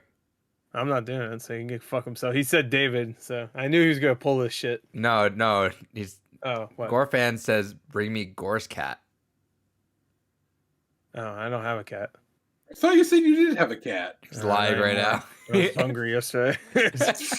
Oh Devour. Shit! Oh no. Yeah, maybe later. Maybe in between before games got by in a second. Yeah, I'll look for her. She's all fucked up right now. She's all like, she's been itching. On drugs. She's all she's been doing crack. We need a reward for channel points where David takes a sip of whatever he's drinking. Hell yeah. 1 point. one point. No, how about 10,000? I've gone through 7 beers during the duration of this podcast. Yeah, we'll do the opposite. We'll make it that you have to really everyone has to earn a lot, and David can't drink until they spend money. Actually, wait. 1, 2, 3, 4, 5, 6, 7, 8. 8 beers. I'm on my last one. Wow, what are they? This fucking small? Jesus. No, they're standard. What the beer size. fuck? You did not drink 8 of those in the span of an hour and a half. He's drunk right now, so he's blurry eyed. That's fucking 6. Oh, 7. That's 7. You said 8. And I dropped 1, so there's 8. Oh, okay. I'm about to say. Anyway, Gordon, you want to talk about Godfall being 6 because you want to talk about Godfall being fucking weird and like only giving you the end game? All right, Godfall. It's a great game, but this is the thing. Actually, did Godfall not make the cut last year for Game of the Year? Nope. I don't think it did. No, I think it did because Demon Souls did. Right. Godfall, great game. You couldn't even say that. Is it worth genuinely? Yeah, it's around $20. You can get it. I mean, maybe not in like a store or whatever, but you can go online somewhere, like on eBay, and find it on Amazon for $20. Yeah, you can find it for pretty cheap. So this is really weird that they decided this is the way they're going to do it, and it's really shitty that this is the Christmas, because this is the Christmas free games. Like, you'd think like they'd give you some cool stuff. Oh man, it's Christmas. They're gonna give us some cool shit. I don't know what they gave us last year. I think they gave us Worms Rumble. Was that right? Yeah. But they gave us something else. I think it was Worms Rumble and then like a bunch of other games. But this year they're giving us Godfall, except not really. Challenger Edition, my dick. And what was the other games? Like, there's a couple decent games, but for the most part, not great, Like I maybe genuinely don't remember what the other games are. maybe like $30 worth of games this month, which is I forgot what they are. I remember thinking like that's all right, but this Godfall thing is ridiculous. So Mortal it's Shell. the Challenger Edition, which is pretty much a demo. It is it is the end game content of Godfall, and that's it. So there's no story stuff. None of that. Pretty much most of Godfall is not in this Challenger edition. The mentally challenged edition is what I'm gonna call it, because it's like it's not. Why would you offer this as the game? It seems kind of like, why would you not offer kind of Godfall? a fucking... Do they really? No. Do they really think? I forgot the developers. Do they really think people are gonna get Oh, this? no, No, yeah, well, they're yeah. not developers. It's like a first time studio. Like, Yeah. do they really think When people are gonna debut developer? What the fuck? Yeah. Do they really think that this game is going to like this demo thing is going to make people go, oh man, I gotta get the full game now? Well, that's the shitty thing is, let's give you a taste of what it's like when you're doing the end game stuff grind. Let's let you know what it's like when you're at full power. Well, now go buy yeah. a game where you start over. You start at level 1 to do the whole story. And the end game stuff is just the open world too. So I'm like, it's the same areas you're going to be going through. It's the same areas, except now you don't do the story stuff. Like there's no cutscenes. Not that the story is fucking good anyway. So maybe this is a godsend. If anything, godsend. That's a sequel. So maybe it's a good idea actually thinking about it, because you don't have to deal with the terrible dialogue and the awful story. So there you go. If you want just a little bit of Godfall just to see what it's about, this is probably your best chance if you don't want to experience the mind-numbingly dumb story. And terrible dialogue. They should have done Among Us for PS Plus. Well, that would probably get more people upset because it's literally a $5 game, and I think most people have it. But I guess it would be okay, especially since it's coming out on Xbox. It feels like such a soon, slap and in the it'll be face free. though for this. Like why? Godfall, it is. It would have been a slap in the face if there was another game free. It would be like there's a free game, and then you also get the Godfall demo thing, and then a couple of other like PS4 Godfall games. demo. They could have made the Hyperlight Drifter game that just came out from the guys. Yeah, Solar Ash. That would have been really cool. That's like only like a $30 game too. So, I'm waiting for the physical. that would have been awesome. More people would have bought it too. But no, Physical that would. or played it, not bought it. But well, actually, that might be true too. They might have bought it also. I mean, look at Game Pass. People still buy shit even though it's on Game Pass. I was like this close, and I might still eventually, but I'm like that close to buying the Forza Horizon 5, like the premiere thing, like $40. Right. I was considering getting Halo Infinite. So I'll get it, but I'm gonna wait. It has a steel book. Yeah, I'll wait. I want to, but I don't need to spend $60 on it right away. Yeah, I'll wait. Yeah, no, I'll wait too. I was considering it, especially when Walmart had their collector's edition up. I almost grabbed but that. sold out like literally in the first second. Yeah. So $19 Fortnite card says helicopter. Helicopter. That's a meme. It's a meme. All right. Well, while David's peeing, we're gonna end this podcast here. Thank you for we're not watching. We're not done. What do we got? Is that really it? That's all the stories we got?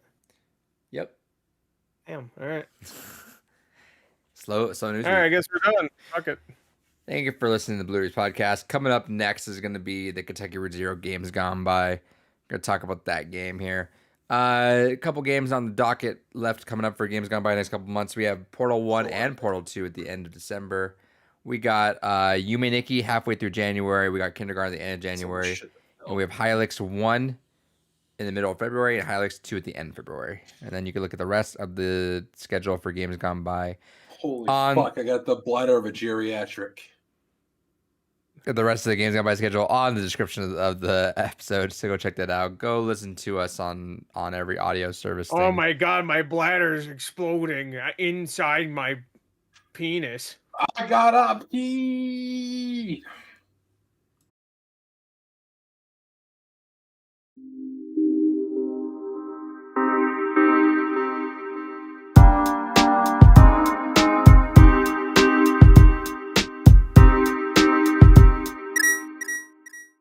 And welcome to Games What's Gone up, By. bitches? Good start. Maybe there'll be bonus content then. Yeah, you guys missed a lot of bonus content. If you're not watching Twitch.tv/Japan when we record these, you're missing out. We're sharing our pussies. Hell yeah. Hell yeah. A lot of Soften pussy them out. sharing. Hey, It don't say happens. that. That's gross. You're gross. This is our Shut the series fuck up. where You're gross. Oh, and actually do what Gore said. Bring your camera down a little bit because you're just like sinking lower and lower. Yeah, that's what I was saying. Fucking. Well, I didn't hear you until that. There we go. How's that? Like slightly better. That's fine. Yeah. This is Well, our where do you series. want it down to? Where we can That's see fine. you. That's fine. I want to see your Triple X shirt. And it's not Triple X shirt. Shadowrun. It says Triple X on it, fucker. Yeah, because it's 30 years of Shadowrun when the shirt came out. Yeah, Chio Pan says it does say triple 30 X. years of Shenron? The dragons from Dragon Ball Z? Shadowrun. Although technically, Oh. Shenron, it would be older. Because Dragon Ball is 85. This is our series where we go back. You could have got that shirt 6 years ago, fucker. So what does that mean? It would have been 30 years then. Yeah, exactly. Got his ass. This is our series where we go back and we play a game. Contrary to what we're doing right now, we talk about a video game. I mean, sometimes we also go off the rails. We'll probably go off the rails at some point. We always go off This is our first. Talk about a girl's ass for like 30 minutes. This is our first season, or our first episode, of season 3, Kentucky Route Zero. We have a long list of games. Let me go ahead and read this entire list. Of what we got coming up here. There you go. Look at this Beavis over here. For December, Gore picked and he put Portal 1 and Portal 2. For January, David picked. He put Yume, Nekki, and Kindergarten. February, I picked. Oh, by the way, January's picks were for me, according to David. My picks. No, Yume Nekki specifically was for you. Yeah. For February, I picked that, and that was my games carried. I think David's gonna like those games. I think Hylics 1 and Hylics 2. Gore's doing Beyond Good and Evil for March. David picked Hotline Miami for April. I picked The Beginner's Guide and Hyperlight Drifter for May. Gore picked Earthbound for June. July was David's pick for Gore, Recettear and Item Shop's Tale. I picked for Gore for August, which was Dusk. The last remaining not announced game is September that's a Gore pick. David has an October pick of DreadOut, and then our final one of season 3 will be next November, which will be a fan vote game. So we'll obviously know that later on.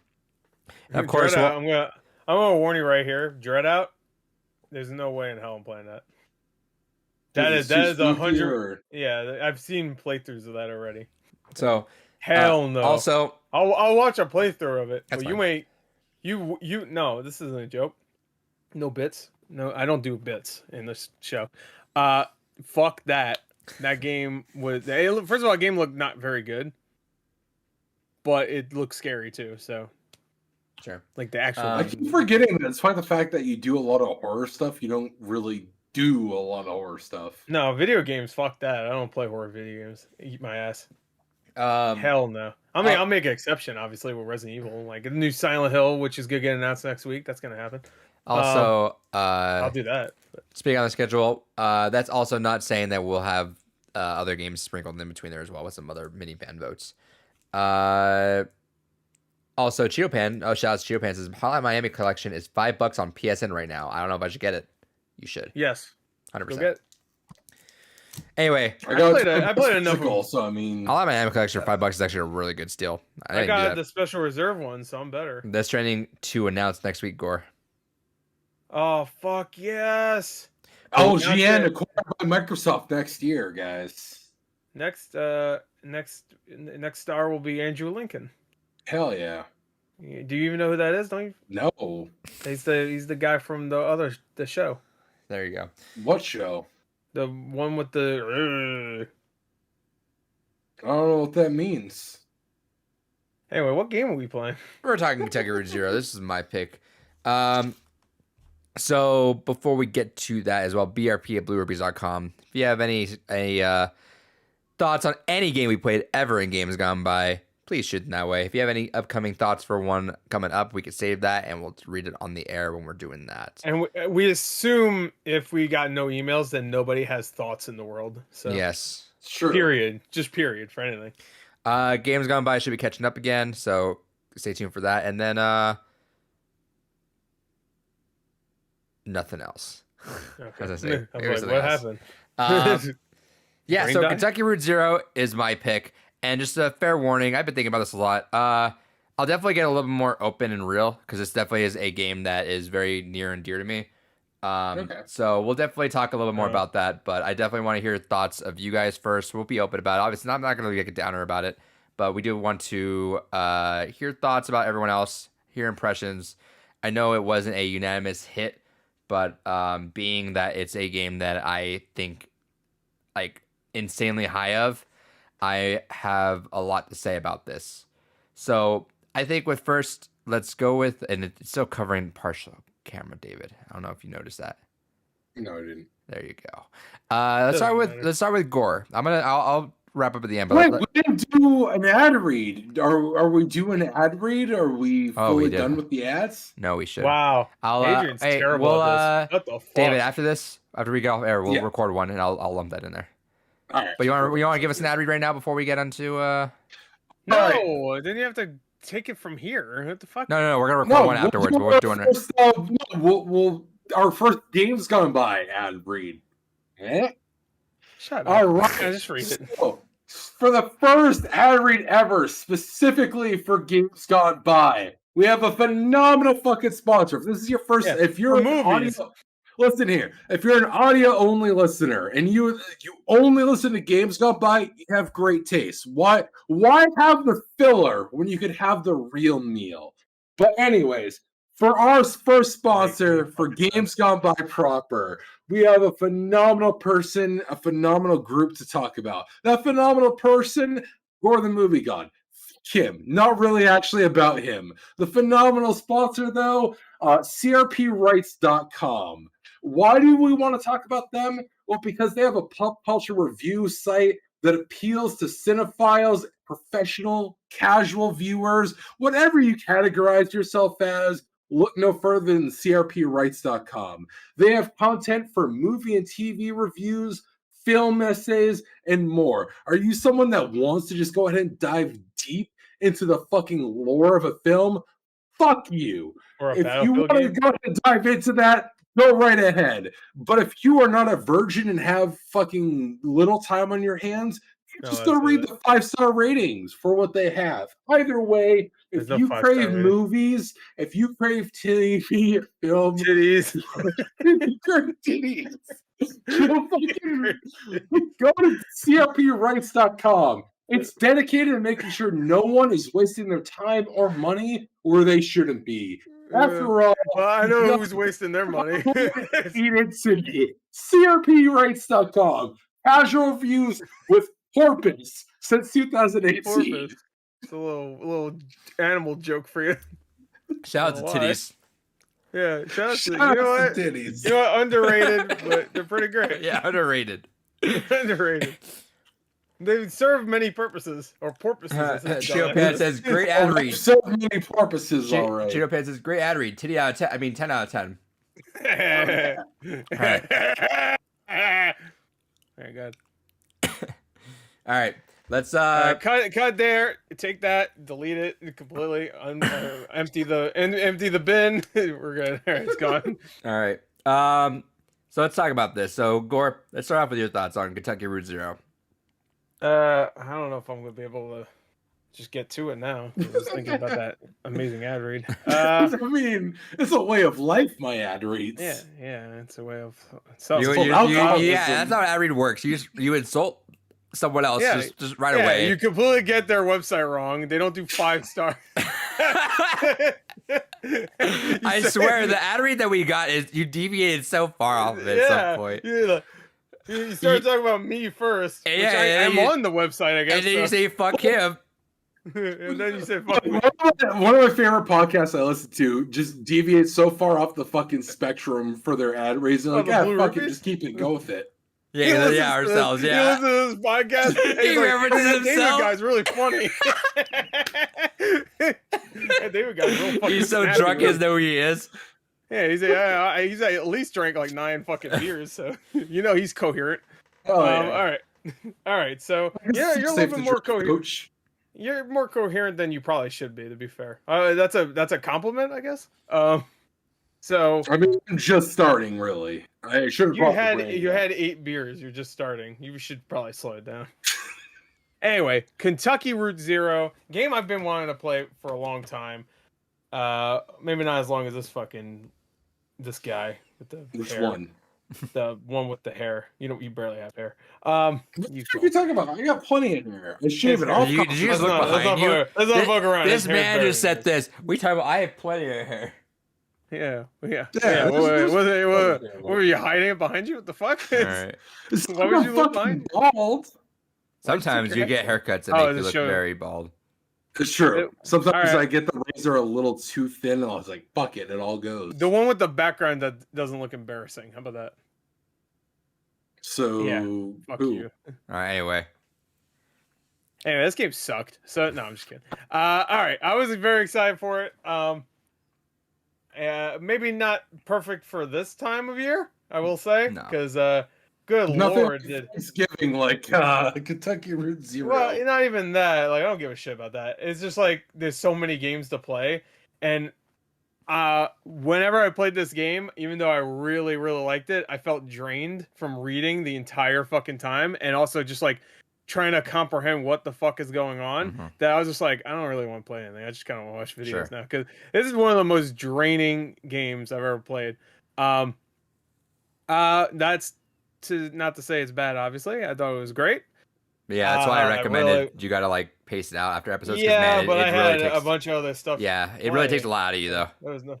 Yeah, I mean, either way, I think it would have probably taken a lot out of me. But yeah, I mean, I still played it more spread out than I thought I was going to. I thought I wasn't gonna finish this until like, well, I guess I didn't finish this until the podcast started. But I thought I would play the entirety of the game in the last couple days, where that's not the case. I played the first act like a week and a half ago, then the second act earlier this week, and then third act a few days ago, and then pretty much all of 4 and 5 in the last I would say day. That's a lot. Yeah. Yeah, which I didn't know 4 was like fucking 10 hours long, but you know, I mean, it's not that long, but it feels really long. I'm like, oh, good, and the rest of the game. we're stopping at another place on the boat. Oh, we need to hear about this guy's story. All right. Will we ever see them again? Nope. All right. I mean, I get the purpose or the porpoise, but I mean, that joke makes more sense because we're on the sea. But yeah, I just there was a lot of stuff going on in this game. I wish I played it when it first came out. That would have been great. Like really waiting when it all came out TV edition, or no, when it all came, no, when it all as everything originally came out. Yeah, 2013 all the way to last year, Mhm. or this was it this year that it came out? Last year. Or last year. It was last year. Yeah. I wish I did, even though I probably would have been a little disappointed. You would have with been the disappointed ending. with the 5. I think that's Yeah. I mean, I felt would like. have hated it. Like I saw some people really hate it. But Which I get would have been why. I would have been a little bit disappointed that you don't at least really play as any of those characters at the end. You play as a fucking cat the entire time, which you get to see the story anyway. And also, it does kind of come out of nowhere, where it's just like, oh, that was a town, and we'll get into it. It's just like everything already comes out of nowhere anyway, but there's always like a build up, at least a little bit, to the nowhere. Like when you're done with Act 1 and then you go to Act 2, it continues from where you left off. You know what I mean? Same thing with 2 to 3 and 3 to 4. 4 to 5 technically does, but the way 5 starts is just like, oh, it's a new place, and it's like completely different, like art style almost. I mean, not art style, but just the way it looks. Everything looks different. It almost feels like the last act of this game was not rushed. I shouldn't say that, but not even like an afterthought, but just like An epilogue. they didn't rush it, but they wanted to get it done. So they didn't rush it, but they wanted to get it done. Yeah, because it really hits you. And also, it's only one area too. It hits you because you're waiting for like Act 2. Yeah. Or you're waiting for Scene 2. Yeah. And it's Act no 5, scenes. Scene 1, and just never. It's it. Well, I guess it is scenes, but they don't call them scenes. They're like, oh, now you do a burial. Now you do this, that. I guess that's supposed to be the scenes. Kind of, but yeah, but it didn't actually. Yeah, I like, mean, I'm like the rest assuming of it, because it's right? like the same like black screen, Yeah. and then it pops up. Yeah. And then it cuts to a different part. Yeah. It's just weird that they decided to do the cat thing. I'm still a little confused by that. I guess a third party that you've never seen before, because that's not the same cat we've seen before. That's Valkyrie, right? Is the other cat? Because Yeah. it's a white cat, right? And we'll talk about that for sure. We'll get to the ending. 'cause Yeah, I that's the know. whole thing. I really want to talk because I literally just finished playing Yeah. that like maybe 10 minutes before not we started, but by the time Yeah. I got into this call. And it's a big reason why. I mean, it's a big thing that I'm probably going to talk about while we or we talk about. I guess this is the way it ends. Because I have a feeling David has maybe some problems with it. But and when I say the ending, I mean 4 and 5, not just 5. Sure. Because really 4 and 5 should have been like 2 different acts, but like half of 4 should have been in 5 Sure. almost. Honestly, maybe not half. 4, 5, and 6 really is what it should have been. Yeah. Sure, okay, yeah. I can say like 4 and 5 are the boat, and then 6 is the town. So yeah, no, I thought it was great though. I think the writing is phenomenal. I get the point of the story. Like, Did you I didn't guys even feel enjoy like the I needed to. interludes? I did not do the interludes. I did all the interludes. Some interludes I is, didn't like, do some of the best interludes parts. because I wanted to do them after I was done. Okay. That's how they came out. So Some of the interludes are The the best interludes parts. the interludes didn't come out until everything was done, right? No, they came out intermittently too in between. Okay, but wasn't The- there like a the couple that only- weren't done the yet? only I one- read that like a lot of them didn't come out until the TV edition. No, came the out. only one that's new to the TV edition is the last This interlude, one? Okay. which Alright. is only found if you meet a certain person that's totally missable in Act 1, which you can go back I and did replay find it. that. Yeah, you can go back and replay it and get it really quick, but if you miss them, then you Who won't was get it? the last interlude. Carrington. Oh yeah, I saw him because I Yes. see him later on. Yeah, too. so you can miss him, and if you miss him, you just don't ever see him again. But if you do Yeah, I see saw him, him. he's a recurring character. Yeah, he's not very hard to miss because you just have to come back again to the.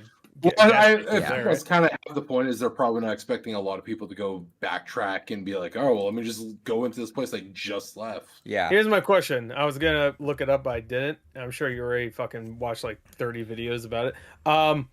At the end, I'm talking about straight end, so spoilers. I mean, we already kind of. Yeah, I everything's about the very vague spoilers, yeah. It's a spoiler Yeah. podcast, so Yeah, but the other things I said weren't really like Sure. they were vague as shit. There's a town. Like, what the fuck? Yeah. At the end on the step, was that supposed to be Weaver? That was my only question because there's like two people Like a on step. ghost? There's Shannon and then I would say, yeah. Weaver. Yeah, because she's supposed to be dead. I assume. Yeah. Right? It's not really Yeah. 100% confirmed what the hell's going on, but yeah, they've mentioned ghosts a lot. It's in this it's stuff. it's all magical realism where Yeah, hey, this thing's weird. Yeah, it doesn't need to explain it. Like, Yeah. why is there an elephant on the boat? I don't know. Why is and let me think of another way. Why is there horses now? Why is there a route That you just that keep is, going. like, magical? Yeah. That you keep going, and then if you hit a thing that's like, I don't know, a giant donut or whatever, Now go you backwards, turn yeah. around and it switches to different stuff. Yeah. Why? yeah, so- it doesn't matter. So yeah, for Like, sure. and that's fine. I don't mind surreal like that. I'm sure David doesn't like it, but I don't mind that when it's not overly reliant on you just saying like it's not like the whole story is based around that. Yeah. You know, the story is still based on these characters and their journey, which is a simple journey. It took 8 years to make, or 7 years to make, I guess. Just to, and not in the game, in the actual world, because it took them 7 years to finish this. Just to deliver some shit. That's really it. And along the way, you meet a bunch of characters, and they help you because they become your friends in some way, even though you don't really. I'm sure if you take different choices, it makes more sense why some of these characters want to stick with you. Sure. Did you play every single choice? I looked it up after I beat the game. The only choices that matter are in the last chapter. Yeah, well, I figured the 4th chapter. Are you sure? Not really, because you do the on boat, one off boat choice stuff. that technically makes a difference, and it involves the dog. Yeah. Okay. It's really My dog never evolved, so I know there's probably a choice in the boat. Mhm. There was one where you could stay on the boat with the dog, and now, and let me ask you about the boat stuff because I didn't look it up because I didn't want to. That's why I didn't know Act 4 was so fucking long, or I would have planned ahead a little bit better. But is the boat stuff when you go off boat? Is that the right choice, or should you do the top? doesn't matter. So if you stay on the it boat, has no impact. if you stay on the boat, Okay, you'll get. No. I know there's no impact, but like, I decide. Okay, I chose. Let me put it this way. No. I'm not done. Okay. Because you're gonna answer something that I'm asking. The second option is always off the boat. The first option is always stay on the boat. Yeah. But I chose off the boat every time except for I think the last time where it was an option to stay on and like cook something with Shannon and everybody else. But I did that, but it's still that was a scene that they had to show because that's when Conway goes bye-bye. That's like when they go on their little trip and then he becomes a skeleton man. Which I would say spoilers, but We're spoiling. none of that means Spoilers, anything. yeah. Yeah, but I would say spoilers to that, but I don't think any of that means anything. Because you'll be like, what the fuck? But I got that scene anyway, even though I didn't pick the off-boat choices. So my question was, if you pick the first option, do you still get that second option anyway? Okay, I should have just picked. I didn't do the first option because I was afraid that I wouldn't get the second. The second one sounded much better every time. Like the first option always sounded like it could be fun, but I was afraid that the off boat option would happen while I'm watching the first option. Yeah, you still You know what I getting mean? stuff on the boat. If it's Yeah, because the way it was worded was weird. I thought maybe like, oh, this character that I'm playing as, or this character that's in both options will instead stay on the boat instead of going off the boat. Because it'll say like Shannon will stay on the boat, or she will go off the boat and watch a show or whatever. I thought if I pick the first option, I won't get to see that second one. So I was like, I really want to see the second one, so I want to watch the second one because the second one sounds interesting. But then I realized the last choice is fucking. I picked the first one, and then I still saw a second one anyway. I was like, oh fuck, I missed a lot of those probably really cool scenes, and I didn't have enough time to go back and watch them before the podcast because I finished the game literally 10 minutes before. It's all good. So I'm sure there's some really good shit in there that might even answer some of my like. Well, David says it doesn't, but you get more about other characters. It's you not... get more about characters. There's like all the characters. I actually love all the characters. I think they're all great. Now, them all being friends, Shannon, I understand. Shannon, you build a bond in some way, you know. But everybody else is just like, you know, like why do they care so much about staying with this group? Mm-hmm. They don't really have a relationship, and the whole point of the story is the deliver thing. Well, the whole point of the story is something different, but the whole point of the plot, I guess, is, or the drive for all these characters is to take this and go and do something else, and bring it to 5 Dogwood Drive. I just didn't really understand why they would do that. Yeah, why they stayed, and I like there's a scene at the end where they're all together in the house, and it's not the last shot, but it's like close to the last shot, and I was thinking this would feel more important to me if these characters all had more screen time together and actually built more of a bond. Sure. But again, I didn't see every option, so sure. So maybe it would, but it was still great characters. I love Johnny and Junebug; they're great. It took me maybe 5 minutes to realize that they're fucking robots. Yeah, because you hear the noise and you're like, what the fuck is that noise? Well, that was like I think they meet him right after. What's his name gets his fucked up leg, his skeleton leg. So I thought it was his leg making that noise. I was like, that's weird.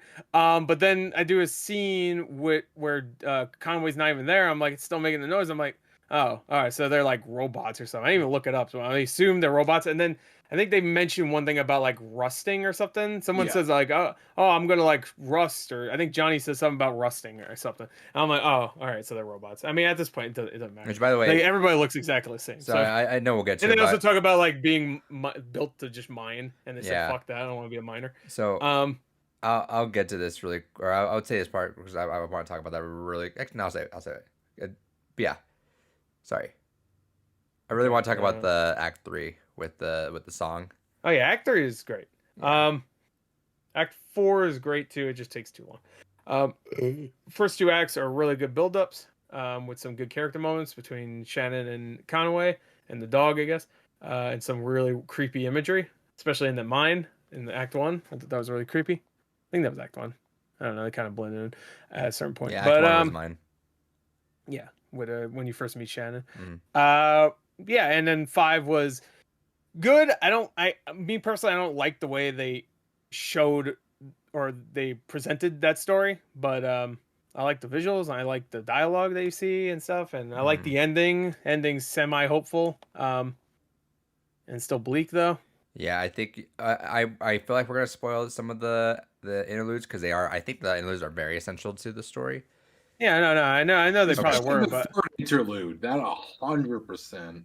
Yeah. Okay. So I don't give a shit. I know they're only a few minutes long each. No. So I've heard they're like 10-15 minutes. The third interlude's like a half fucking hour. Yeah. And there's one of them that technically can go for like an hour. It depends how involved you want to get in it. Okay.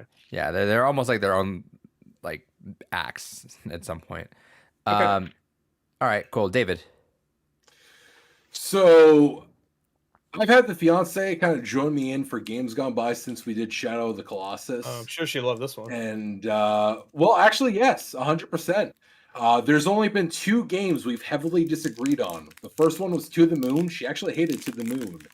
And this one, she 100% adored. She thought this was 100% right up her alley, and she stopped watching me play it because she wanted to go and finish it on her own.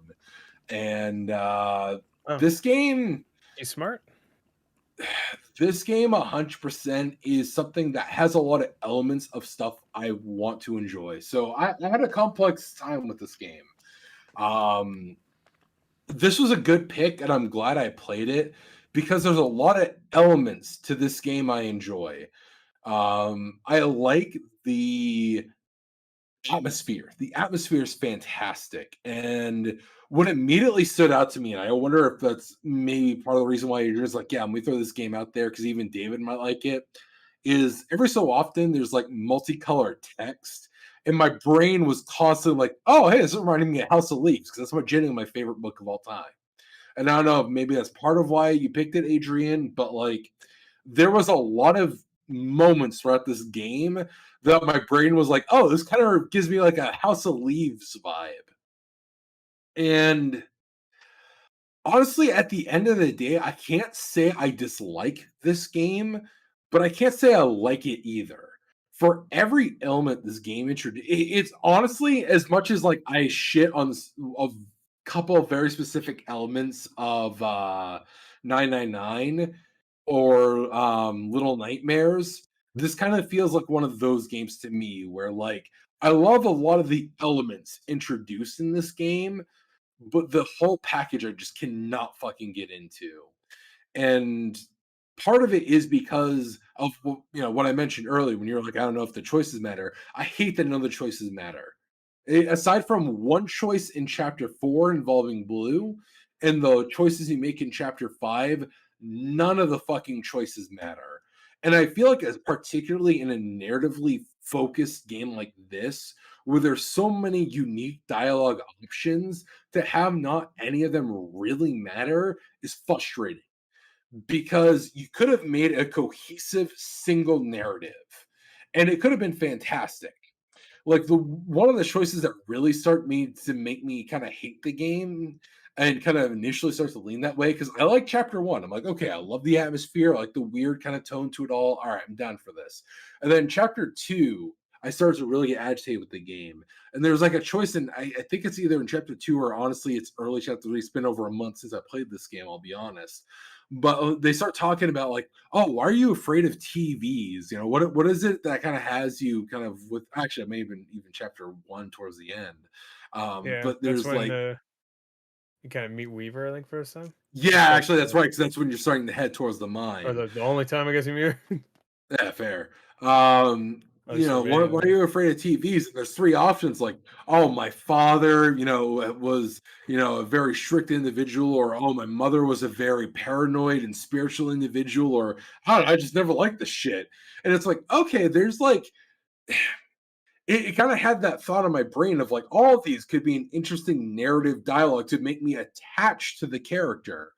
And that's where my kind of big problem comes into, is we've talked about it before on some it of the doesn't really other matter. games gone by, is it doesn't matter. And Yeah, like it some of them feels do, like but a lot of them don't. it's an attempt to get you to connect to the characters directly, but it doesn't make me connect to the characters, because I'm not going to project my own kind of world life view onto these characters and go, oh, now I relate because they match up with my shitty life. No, Right. to make me connect with these characters, give me a cohesive character to connect to. I mean, there's so many elements like that where out throughout where I'm like, well, any one of these could have been an interesting plot string to actually been its own cohesive thought to follow throughout the story.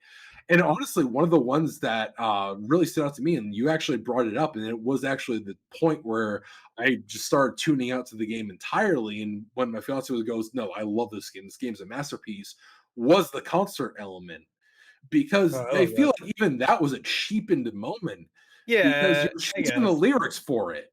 It's Right. not that there is a cohesive design thought process to the emotions they're trying to bring. They're trying to get you to connect to it through the emotions you want to convey in this moment. And she was like, no, this is a masterpiece. I'm fucking down for this. I love everything this is presenting. And I go, this is fucking dumb and poorly written and is a cheap attempt to get you to fucking sympathize with what's going on here. And that's my biggest issue with this game, is there's a lot of interesting elements to it. I love the whole concept of Kentucky Route Zero, the whole Route Zero itself. I love a lot of the little elements. They hide so much in the world where if you just go fucking around exploring and don't pay any attention to the story, you can find a lot of great like mini stories. Like there's in chapter 4, which ruins the whole pace of the game 100%. Every chapter is like an hour long.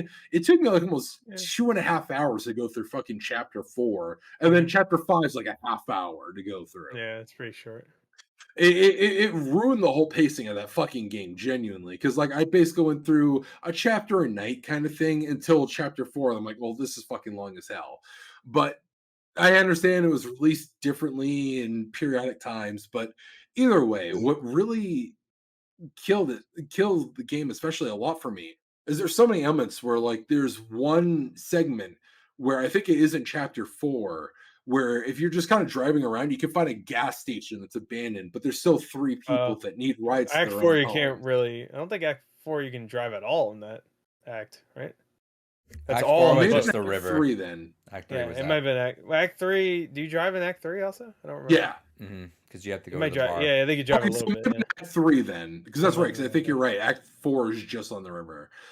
So towards in Act 3, there's an abandoned gas station essentially you can find where there's 3 people that need rides home, and they all have their very own concise little story that's just like, oh, like this is just you're getting a glimpse into the life of an individual dealing with living in this bizarre world, and it's kind of neat. And that's why I actually like the interludes the most, especially the interlude that leads into the most important story element of the fucking game Actually, with Harry's bar. Let me interrupt. Certainly. I'm gonna go for like a couple minutes, and while I'm gone, why don't you guys just talk about the interludes?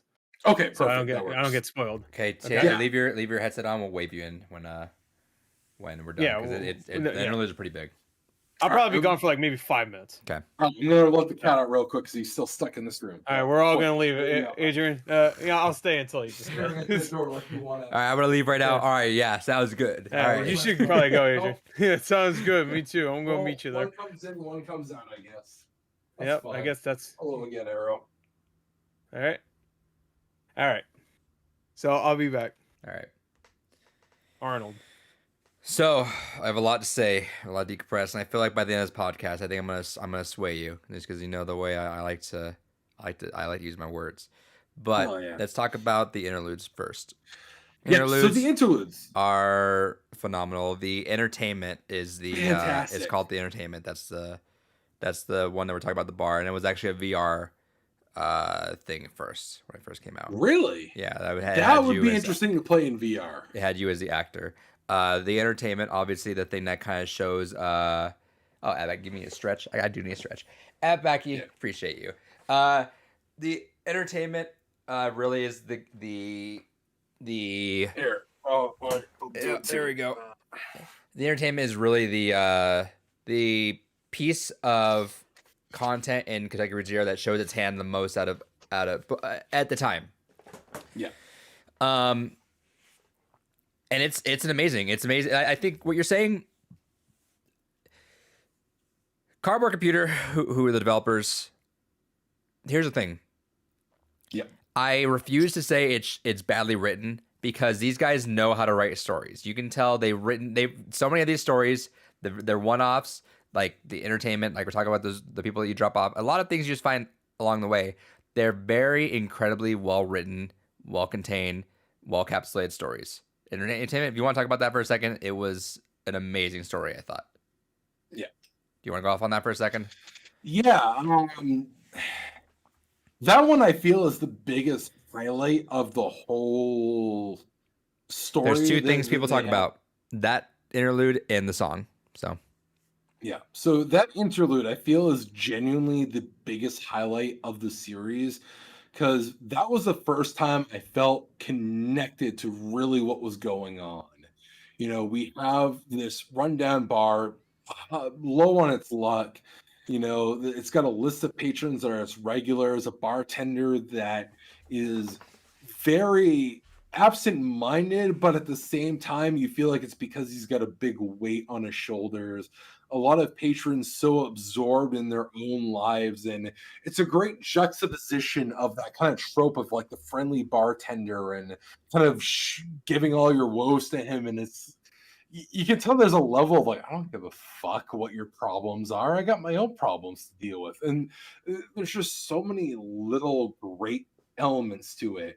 And it does so much to set up the world, the tone. Like, it is the perfect encapsulation, I feel, of what this story could have been. Because it goes into such a phenomenal, like, it has a great buildup that leads you into a satisfying, if dour note. It's a very, we've talked about this before, both on podcast and off podcast. I'm a fan of the bittersweet. Generally, my favorite kind of ending is one where you can find like a happiness, but at what cost kind of thing. And No, this thing is just shit. This is just it's a bad ending. It's just dour all around. Like, it's, I mean, technically, Harry got a happy ending. I mean, he gets to keep his bar. No, he doesn't. That's the whole point. Is he's in debt, and that's his life. Well, I mean, he's in debt to the power company, but he does get to keep his bar. But that's he the gets insinuation. To keep his stocks. The insinuation is that when you get those guys, when you get skeletons showing up, that's it. That's it for the patrons. No, that's it for you too. Like, that's what he was saying, and that's why he was trying to get them out of the bar. If he was saying, "Get out of the bar, get out of the bar, get out of the bar," get one person out of the bar. He tried to get everyone. Well, but the one specifically he was trying to get out was the innocent one, the one who paid her dues. He was like, "Hey, you specifically go," but he was trying to get everyone out. He didn't really care that much, but he was trying to get everyone out. But her specifically was the one that he was specifically like. I didn't get the feeling he tried to get anyone else. He was trying to get everyone out except mostly her. Like, he like her was primary. Everyone else like also, and that's because the how was it the boy, I forget what they called them, the something boys, the worker boys, something like that. They were there to collect their debts, and just like with Conway later on, we find that that's a agreement you do not get out of. So with that, that's the ending. Is that you get that? Oh, you get that ending. You get there is Conway's ending. You just don't realize it quite yet. And that's why I feel like narratively, it's one of the most efficient and just fantastic standalone kind of stories in this whole thing. Is like, I mean, again, if you just said that this was a story, it was a short story, phenomenal fucking short story. I love it, beginning to end.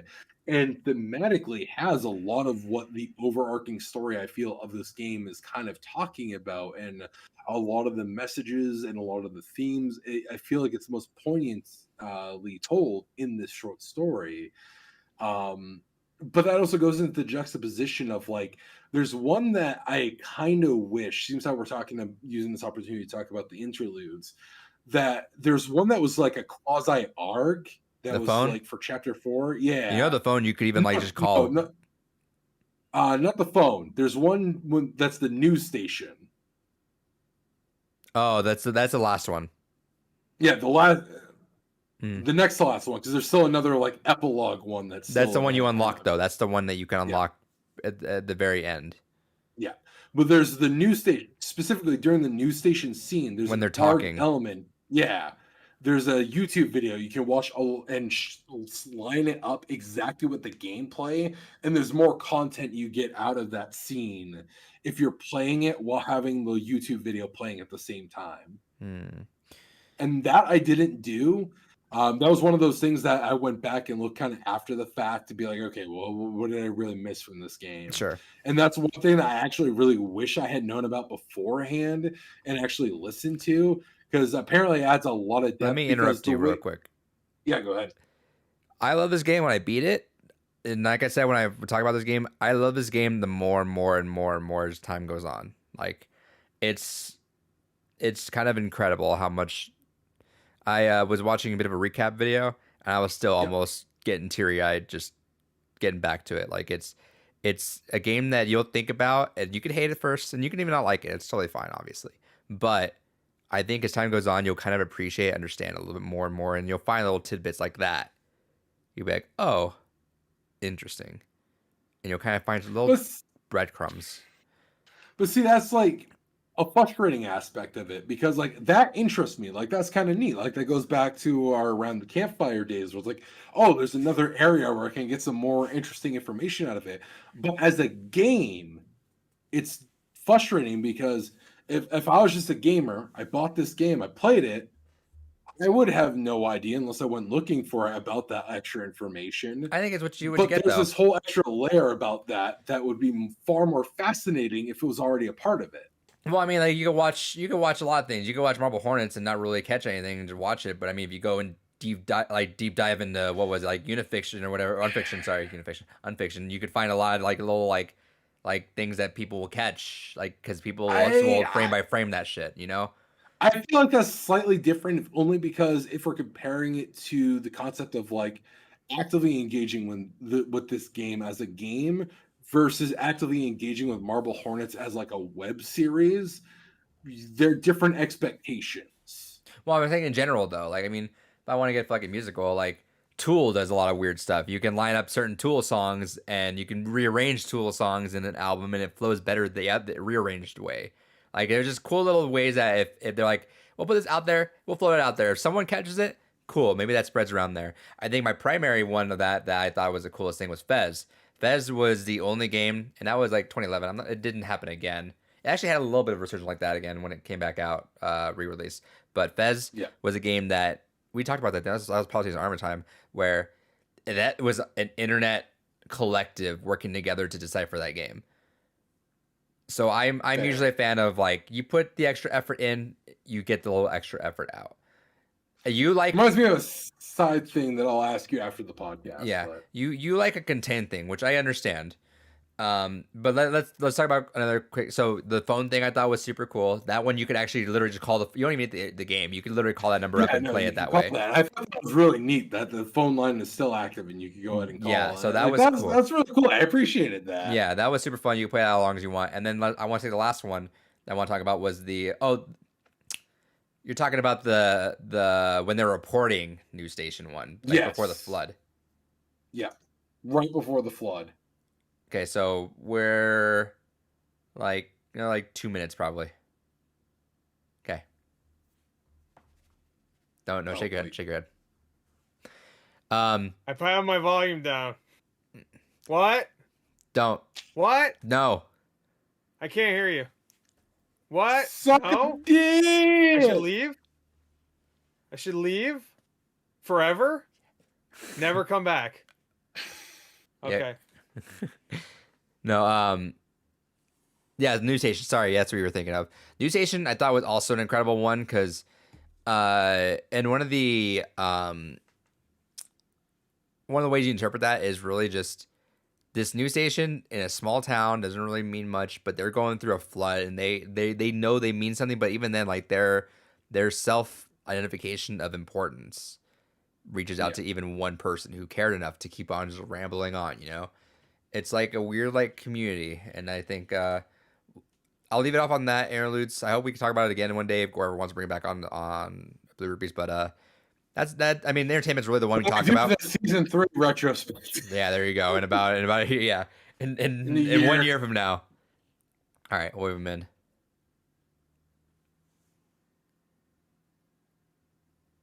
All right, that's fine. What? But no. So, kind of on that note, though, I do feel that the interludes worked really well for introducing a lot of the thematics. That's why I feel like I think Gord missed out on something, honestly, because it really does kind of set up the next act, especially 100%. Act 5. Especially Act 5. I feel like that's a required interlude for that. I again, frustratingly, the interludes were the best part of the game to me. All right. Anyway, what? Hell yeah. Interludes are the best. Fat dick is what we're saying. Interludes are the best parts, David, he says. I ate a sweet cookie. Hell yeah. What kind of cookie? Penis? Oh. No. Oh, shit. No, so, I want to say the other P word. What kind of cookie did you eat, fatty? Let's go. I mentioned food, and then he's like, ooh, food. Ooh, yum, yum, yum, yum, yum, yum, yum. You know? Take a guess. What kind of cookie I ate? I don't know. Chocolate chip? You nailed it. Wow. Hell yeah. Wow. Good fucking cookie. The standard for a reason. Anyway, No, standard for cookies, oatmeal. I do like oatmeal, oatmeal raisin. raisin. Nah, Hell yeah. no, fuck a raisin. Fuck you and your What the raisin No, brand then. oatmeal Fuck you. raisin is great. I don't like raisin bran. That's Get bullshit. that. Oh man, Raisin Bran's great cereal. I don't often eat cereal, but I do like a Raisin Bran every so How come often. they didn't do a oops all raisins like they did with Captain Crunch? Oh, I ate that shit. Just raisins and milk, Oops, all raisin. asshole. You should make Oh, a yeah. you should make a meme video, an unusual meme video of that. Oops, Just, all yeah, raisins. just say it, just pouring into Oh, like a fuck. pour it on your floor. Oops, all raisins, and pour milk on it afterwards. Hell yeah. Anyway, Big okay. raisins is just grapes. So Gore liked it. David, you were like you enjoyed parts of it, but you ultimately That was didn't great. like it because I gave it a 9 out of 10. I like concepts introduced into this game, but overall, I did not like the experience. okay. So this is a game that I've heard about. Even back when it first came out, I heard about it. I bought it, the whole thing. So I was getting it as the acts came out, but I knew playing Act 1 it was going to be a special game, and I was like, I'll just wait till it all comes out in a couple years. Didn't realize a couple years meant like 8 years, 7 years. So waited until TV edition came out, played it, and I was enamored with it to the point that I paced myself out, which doesn't really happen. I'll barge through a game, but I had to pace myself out with that because it was a very dense game. Really an American tale, really a tale about community, and as we were mentioning about the interlude score, is that I disagree About with the Gore. working man. I disagree with David's statement about how some of it is lazy writing, especially like the song. The way I heard it explained was they wanted. Yeah, I guess he did say it was bad writing. The way I believe I've heard them say in interviews is that they want the player to be part of the play. Right. And that involves you putting your own I would hope so. spin on a character. Character still has their roles written. The story is arced out, but you yourself are the character in there, so you can improvise a little bit, you can put your spin on it, but that's ultimately who you are. So you're not creating a story, but you are building your own mold of yourself in there. And I felt that specifically with that song because once you get there, and it took me a little while, I was like listening to the song, I'm like, what the fuck's happening? I'm just reading this lyrics.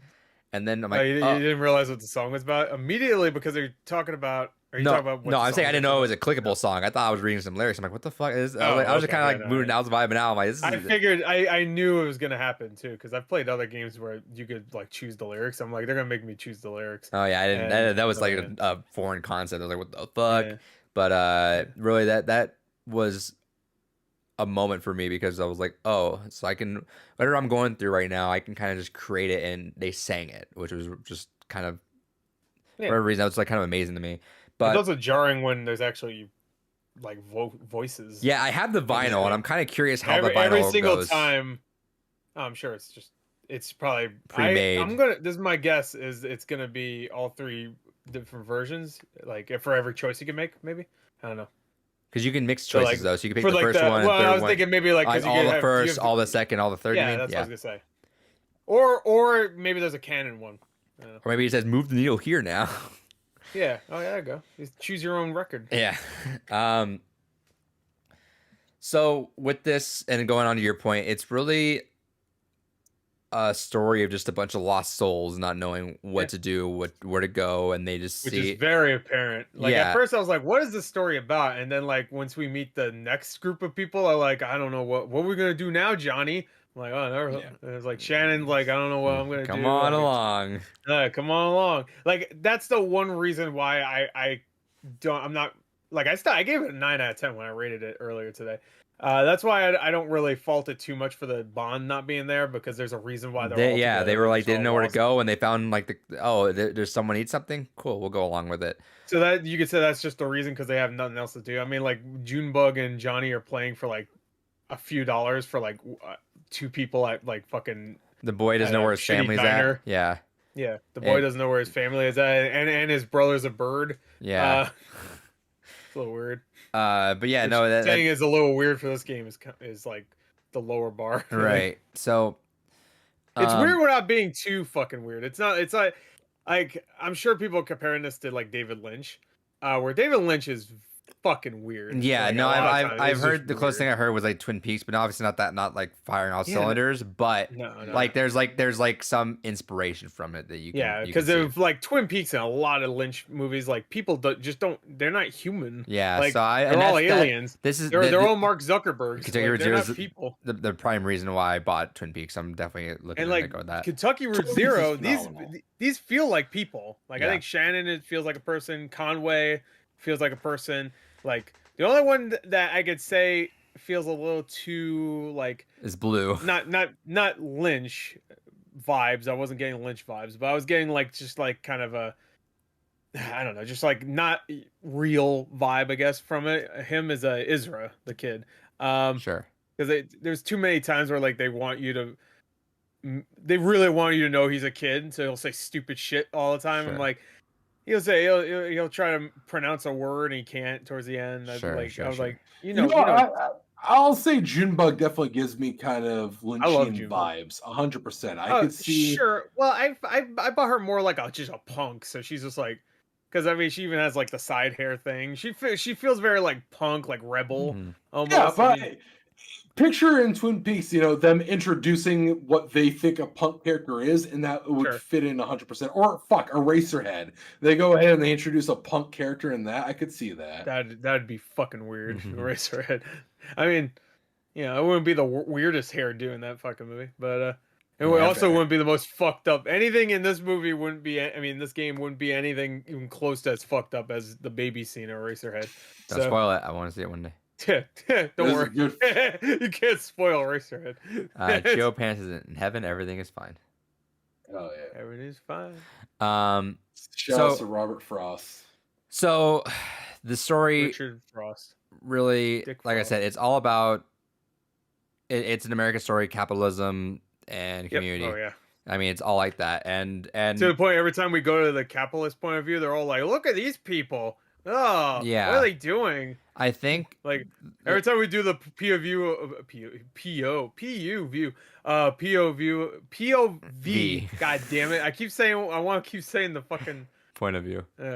point of view. The point of view of some of the two ladies towards the end, and even like the museum people, that museum Yeah. scene where they're all going through but they're talking about like what they experienced or whatever. It's like very much like even like the distillery with those people working there, like they're just very like almost like zombies at times. Well, yeah. too. Like they're just So, moving through. That's kind of the point. So, like the whole story with Conway is a tragic, and it's a bad ending. Yeah, I think they say something in the beginning about tragedy. Yeah, so I that- remember that because there's a point where I feel like the characters should have said something about Conway, and then they did. Because I thought it was because the game was weird. So I thought when Conway disappears at the end of episode 4, or close to the end of episode 4, in the 10th hour of Act 4,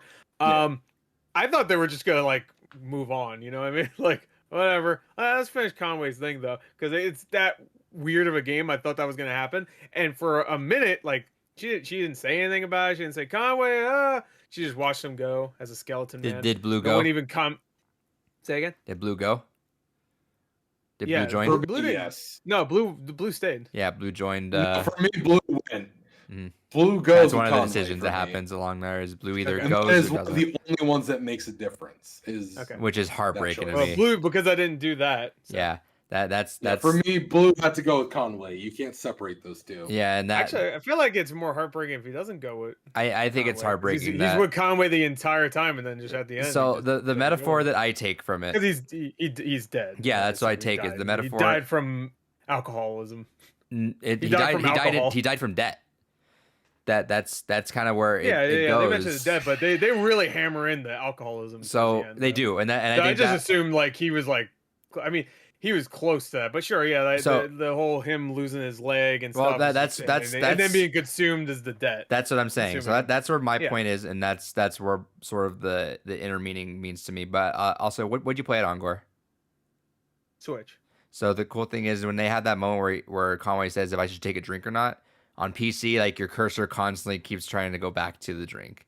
Like you move it away, the cursor Oh, keeps that's going cool. back. So I realized today that that's cute. yeah, like I realized console people didn't get to do that, but Yeah, that's an interesting like Doki Doki-esque moment where, pick Monica or the other girls kind of thing. Yeah. yeah. I'm So sure they probably add that in. so when it comes to my interpretation Four of it version. is really Or five the debt consumes, the loss consumes, and like I don't know how deep I'm gonna get into it with it. I'm still kind of just battling in my head. But like as someone that knows and has lost people in a large part due to a massive amount of debt just weighing down, Right. Kentucky Route Zero really encapsulates the fact that it takes a part of you and it really just constantly eggs you on and eggs you on and eggs you on to the point where it is what it is.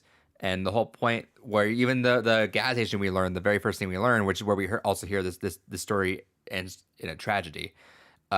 We hear in that gas station that the fucking guy is not allowed to run his business. He's only allowed consolidated power because of, I think it was Consolidated Power. I think it was the name of the company. I might be wrong. Yeah, consolidated power. Yeah. Yeah, and he's in debt, so like Corporation, we'll give you a little bit of power, so he can't run his business, so like nothing happens out of there, and that's Yep. kind of the story that echoes throughout the entire. Echoes again, like that's the fucking thing. Like they reference it pretty like on the nose, but like kind of fun way, Yeah. constantly. And then when we get to Distillery, we get the good old boys there. It's just people. They're all dead. They're dead. Like that. You're signing you're signing your life away, and that was the heartbreaking part for me. Where especially with like Blue, it's like you love this dog. Dogs is like they mentioned every time you have to go talk to the dog. Every single time you see the dog there, you walk over and Yeah, like, I always talk. Hey, to Blue. I don't talk to the dog because I want to talk to the dog. I just want to hear more of what Conway or Shannon or whoever's talking to the dog. Mainly Conway, but sometimes other characters will talk to Blue. Just what they have to say. Yeah. So I didn't really care about the dog. Oh, I love Blue. That's but, really hard for me to. Yeah, no, I love Blue, and then I think the fact that he goes with his owner's just gone, and he was off of it. He was drunk at the end. He lost it, and I honestly didn't even realize he wasn't with him until like I think the next time you see him, I guess. I don't know. Like I'm trying to think like when was the next time I saw him. I mean maybe in the part where you listen to what's her name sing. No, yeah. I think the part where what's her name sings. I think you could. What's her name sings on the boat. Yeah, on the boat, but you're out of the boat with everybody. Yeah. I think you can see Blue on the side or something. Oh, no, not Junebug, the entertainer. No, Erica? Was that her name? Yeah. There was so many characters that showed up towards the end. I'm like, all right, now I'm losing track of who the fuck is who. So many people on the boat and then the town. Yeah. So you have Kate now, who's the fucking the boat person who also does burps. So many. Okay. Real quick, can I just say on the note of Conway leaving, and that whole build-up, that was another moment where it took me entirely out of the story. Because that was the moment where I really understood that my choices don't matter in this fucking game. Because I didn't want him to take a drink. And there's technically an option where initially he doesn't want to drink. Well, but you don't have a choice. Like that's the point of the game. Yeah, I mean, like he's an alcoholic. He's in debt. He's gonna drink. You can say no all you want. I knew this game wouldn't overall matter with the choices. Yeah, I kind of felt that. There's also there's way too many. Also, there's no way in hell. There's so many choices you can make in this game, and it's like a 10-hour game split across 5 episodes that took them 7 years to make. There's no way in hell that every single choice would matter. Like I get you want big choices to matter, sure. Like him drinking the bottle, but the point, I guess you could also you can look at it like this. It didn't matter if you didn't take that sip. Like shit like that isn't just something you can stop just because you didn't take a swig once. Like I don't know. But that's kind of what I mean is what I was saying earlier is like it's a big example of why like either make my choices matter or make me feel like I have a choice over the narrative, or just give me a cohesive narrative beginning to end. Don't give me this false illusion of choice. It takes me more out of it. But that's what I'm saying. It's not really a false illusion though, because some of the choices do only at the end bring up none of the other choices. I swear there was moments where like if you mention something about your past that you only have one time to mention, it'll come up later in a conversation. I'm like I'm like 90% sure there's times where like if you pick things about Shannon's backstory, you'll bring it up again later with Conway. I swear that happens. again, it's not a create your own adventure. No, It's literally inject your personality. Don't make it act like it is one. But it's not a novel either though. It's the character is like for mine, like my Shannon was a fucking geek as fuck whenever it came to VCR stuff. Me too. She geeked the fuck out whenever, but you could have also like Conway also could have been an asshole, be like whatever. He could have had the all one answers, but that was my character though. Like I created that's that. the whole point I'm trying to illustrate to you guys is like when we have games like this is my biggest gripe and my biggest disconnect with games like this is I don't give a fuck when it's presented in we're gonna attempt to give you choices to make it like it's your story with these characters or your Conway or your Shannon. Yeah. I don't connect with that. Okay. Give me a fucking cohesive character or make it really my story. Don't give me actual fucking characters that have backgrounds. It's way more complicated to do. them. Like, that'd be a nightmare to do for this game. There's so much. Well, one thing I want to say though, I also don't agree with that because even though some of the choices don't make a different plot point happen or even like a lot of different dialogue options, it does help when it comes to making you feel for the characters, especially with that Conway scene. Because for me, every time Shannon and Conway were together, I made them like buddies. You know, like they always talk like, "Hey, you okay?" Like they would always talk, and like whatever choices I can make, I would always make it like they're friends. But see, because you could make choices like whatever, or I don't know, or whatever. But yeah, I wanted them to talk to each other. So when Conway finally went and became Glowing Skeleton Man, he became Skeletor from He-Man. Then when he did that, which is weird, it felt like if that last look they shared was. That was cohesive. But that's cohesive. Why I was a little worried they were going to be. I thought it was good. That's why I was a little worried that it was going to be weird, and they're just not going to bring up Conway. Yeah, I was like, oh no, please don't do that because I built that relationship pretty well. That's all I'm trying to say is like when it comes to games like this is my biggest disconnect that I have with a lot of games like this is like I don't get attached to moments like that. I don't fucking care if I'm putting in the effort to like. Well, I want my Conway and my Shannon to have a closer connection. Pick a choice. But that's what I mean. Is like I picked a choice. It doesn't fucking matter. Like I know you picked a choice, but that's the thing. You're saying effort. Like you wrote down this like fucking giant map of like I'm gonna do this and then this is gonna mean this and this. You picked the thing at the moment. At the moment it happened, and you got a little piece of that character that you made happen. You made that backstory happen.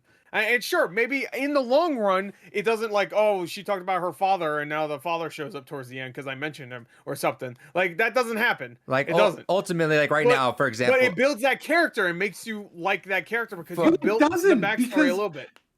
Like looking at even you, it doesn't to you. Right, and that's all I'm trying to say. I know, but the way you're saying it like, makes it sound like no, it doesn't. Because like the way, like right now, like right now, like right now, for example, you said that a couple times, but you're also right now, for example, if one of us shared like our deepest fucking thing right now, yeah, and then you come in and say, but it did fucking. But like at the end of the day, if one of us shares our deepest thing ever, and one of us dies tomorrow, ultimately whatever we share doesn't fucking matter. It didn't change anything. But like, it still gave you that moment that you still experienced in there, though. You know, you don't unless know it's that. Like fuck you, if I shared something and then I die because of it. Yeah, no, but like ultimately, I know some shit. Ultimately, a lot of things in life, a lot of those moments you share, whether it be a fleeting moment or anything, it doesn't ultimately matter. It's probably going to be like, oh, we shared a cool moment, we had a good time, or this person's that way, and the journey is still the same, but you created that out of there. And when you say it's not cohesive, I felt cohesiveness in the way I've always acted with character. I'm not like very like sporadic. Maybe then that could be a character development too. But like my characters were pretty like consistent the entire way. Like Conway and like Shannon had their relationship like it was mine as well. And I know Junebug and why am I blanking on? And Johnny were like super parental towards.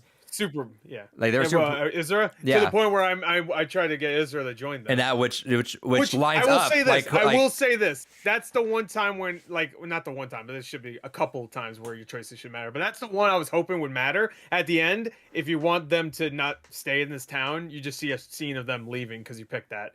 which you don't get. At You least don't for get it, mine, but you do tell them. You do hear that they will do that. But thematically, yeah, you are given that choice, and that choice is really given credence if you've created that and that thing. might have actually happened because the shot I had was just like a couple characters sitting there. No. That's how it is. What do you mean? At the house, they're still just there hanging out. As far as maybe they're maybe I could be wrong. I could be wrong then. But I only got 2 people at the steps. Maybe there was other. It's hard to tell who the characters maybe are I was from wrong far then. away Okay. too. To be fair, I had everyone at the steps at the end. I as well. But I mean, there was like Shannon What stood does out that there. mean? Shannon sat out there with There what's was her name. only like a couple people at my steps. But What anyway, does that mean? But anyway, like credence towards that narrative at the end comes from whether or not you've been balancing that and you can create that narrative in your head. Right. So again, like a lot of that doesn't. The story was created. It never says like this. Even like Telltale games tell you like this is a game that's based on your choices. Telltale games either. I know, but I'm saying like that. I know, understand. well, Telltale, no. I would agree with David with Telltale though, because they say your choices. No, that's exactly what I'm saying. They don't fucking That's exactly what I'm this saying. This game does not promise you your choices. Yes, that's matter. exactly what I'm saying. Is that Telltale? I could totally see you understand with that because they say that at the beginning, and you look at its coloring book. Yeah. You can fill in the colors and differently. Sometimes they matter. Like this character will die for an episode, but then next episode that other character died anyway. Because they don't want to record lines the entire way. They don't want to record different lines and shit, especially for a character. Because it is very complicated. It's very complicated. Like Mass Effect got away with it, which is wild. Telltale back then. Back then, Telltale didn't have a lot of I'm surprised they ever got the Walking Dead license. Like Mass Effect, doing that whole thing is wild, but that took an incredible budget to like balance that and a lot of Mass Effect writing. actually does it well. And there's a hype, and I'm gonna say something controversial. Doing all that shit is a massive reason why you got those shit endings, because you cannot tie up everything so perfectly when you've given everyone such a wide spectrum of what to do. You can't. I agree with that, but the way they did it was still shit. No, not the way they did it. I mean, that's shit, but that's not what I was gonna bring up. The way they said everything's gonna be answered, like they were hyping it, like this is gonna be a definitive perfect ending. They were pretty much like hyping it up, and then you get it. It's like, what color do you want to shoot? Yeah. But like you get, the more wide you get with all these intricate choices, the more they matter, the harder it is to wrap it up. Because essentially, shit just didn't make any sense. Because at that point, the writer's not writing the game anymore. At that point, you gotta predict what the player's gonna do every single instance, and that's not what it is. This one is a cohesive beginning to end. Characters can be literally exactly the way you want, and really it doesn't matter. But also, it shouldn't take away from it as well. I think personally. And I guess you could also say Mass Effect has just you making choices for one character, where this is you're making choices. Like at a certain point, Shannon is the main character. Like she had the way they transitioned that is really. I wish that caught me off guard. I didn't think they were gonna do that. That was actually really good because like it really is a slow transition. Like halfway through, I think. Maybe not even halfway through. Like I think beginning of Act 3, you're playing as her more often. Right. As soon as Conway fucks up his leg, you're kind of taking control. Yeah. Well, actually, no. When he fucks up his leg, you're playing as him a lot because I remember playing it because he's like shuffling, going like, Jesus Christ, you're slow as fuck, bro. I know your legs hurt, but goddamn.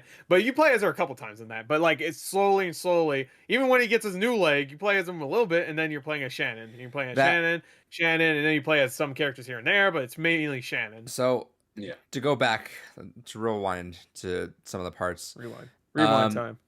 When you have to get your leg fixed and you're just you're zoning in and out, and all the doctor's telling you is like, hey, you're gonna have to pay this debt off and this debt off. Also, you want this. Also, you're gonna have to pay for this, which ultimately leads to him having to go to the distillery and give up his life. Pay off the debt. Whole debt. That he only got that injury because he was trying to do his job in a mind that was fucked up by consolidated power. Fucked up by not government. Consolidated power. But and they fucked that up. So it wasn't even all of his fault, you know. And even then, at the grand scheme of things, he was doing one delivery, so he couldn't even afford anything to begin with. You know, he was like on the end of it. So like. It's all his truck's all fucked up. He's got an old ass dog. He's old. Yeah. Like, everything's just sad and pathetic. Really. It really is. In his life, at least, like he has no wife. He had a maybe girlfriend. That's what the song's about. Is the what's her name? Liz? What's the boss? Yeah, his boss. That's what the song's about. Lisette? Because I was like, Lisette. There you go. I think that's it. But like the song's about like. Also, in his past, I guess he accidentally killed her son. Not killed her son, but the reason why the son is dead is because he was drinking, and and he fell off the roof that he was supposed and to. that's why I personally have protect. no problem whatsoever with not having a choice to not drink or not, because when you're down that fucking hard and you're just getting loaded, And he explains that he always like stops and then goes right back to it and stops. There's and no goes choice. back He to wants it. to have a choice. That's what it's telling you. So it's like it's a loop, just like a lot of the stuff in this. It's just it keeps going and going and it just keeps happening. And you're in debt and you're done. And I think it keeps happening and nothing changes, just like the choices. Fuck you, David. I win.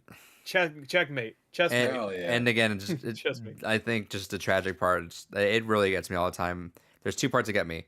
It's that part, and then seeing Blue just run off with dead ass Conway, just like that's dog's going down. Dog's loyal as fuck.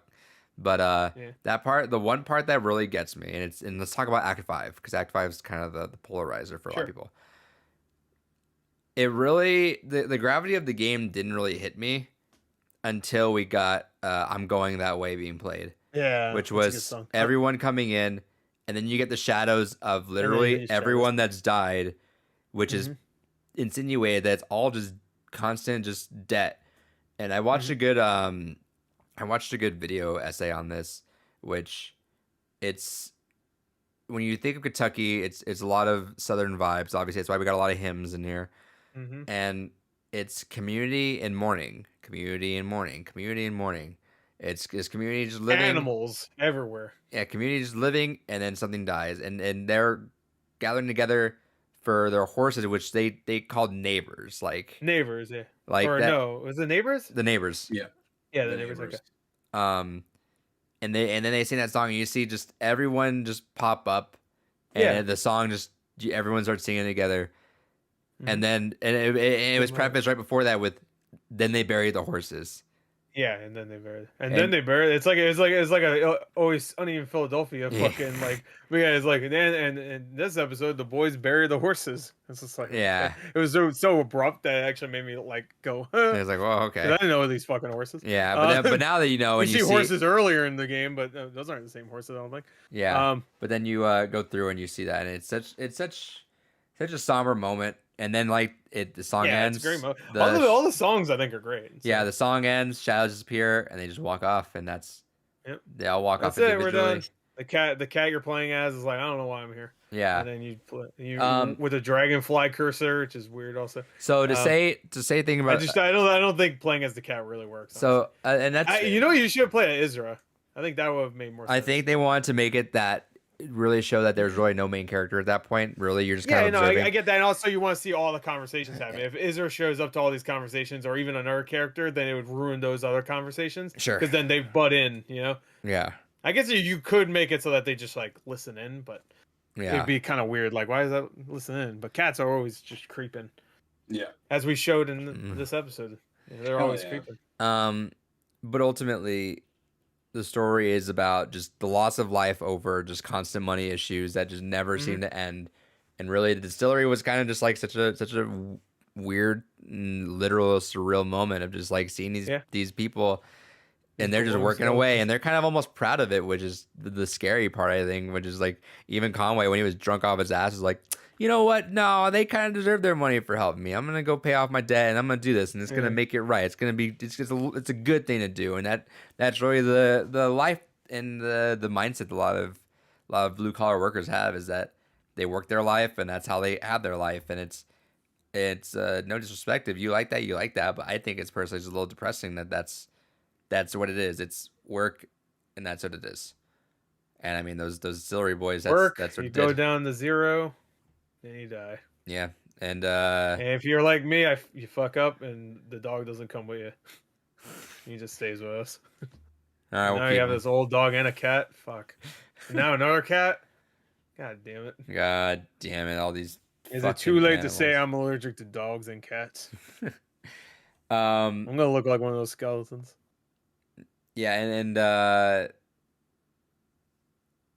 it's just such a hilarious, poignant tale, just about everything that I thought it had to give with it, and I think it really hits home.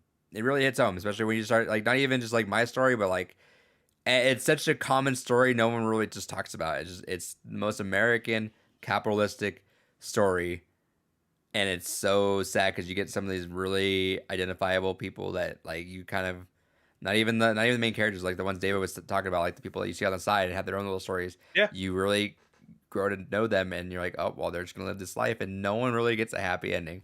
Like you kind of get insinuated of it. It's very bittersweet. Yeah, at the end, there's the insinuation of maybe a happy ending because they could just kind of They can leave. build a new life here, but I'm sure it's just gonna end up being the same. It's gonna be the same stuff, and it's never gonna. But you don't know. You don't know. Yeah. Maybe happy. Yeah. Don't be so negative like David. Hell yeah.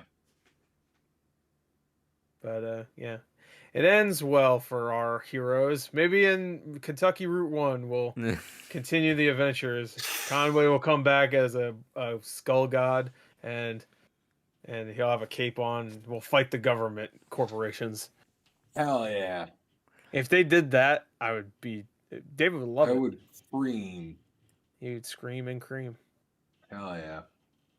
So But, yeah. So anyway, you funny have game. anything- Not as good as some other games like Call of Duty Vanguard, but you know, I mean, you can't always be the best. Do you have anything else you want to ask about Act 5? Who, me or him? Yeah, you, because I know you had. I didn't have any questions. Okay. Well, I don't know. 'Cause I know only, you I want- only, you I only want- had questions about 4 because I literally just finished it earlier today and I couldn't look it up. I mean, I could have, but I didn't. Oh, about the ones of you. But five was very simple, really. It's just epilogue story. it really was. Yeah. Which I could Yeah. totally tell people would be upset about that waiting however many years. It should have for been the called final. Epilogue, not, Yeah. not Act 5. Because that's exactly what it was. It wasn't even like... I was like, oh man, I just went through 45 hours of Act 4. God, oh man, I have to do Act 5 now? I hope this is short. And it was, but it wasn't like the short that I was hoping for, really. Yeah. Because it really does. Hey, there's good stuff in Act 5. It Again, just I really liked hits it. you like boom, like you're done. Here we It go. hit me more in 4 than it did in 5. Because 5 when it ended, I was like, all right, the song was great. All the people showing up, that was really good. What the fuck is wrong with It's him? because he fucking drank 9 beers. Is he just like he has a little bit of pee in him, and then that means he has to get it out or something? He drank too much. You think he just like dribbles a little bit out, and he's like, I'm done. Can't let that stay in Just there put a and build up. catheter in him.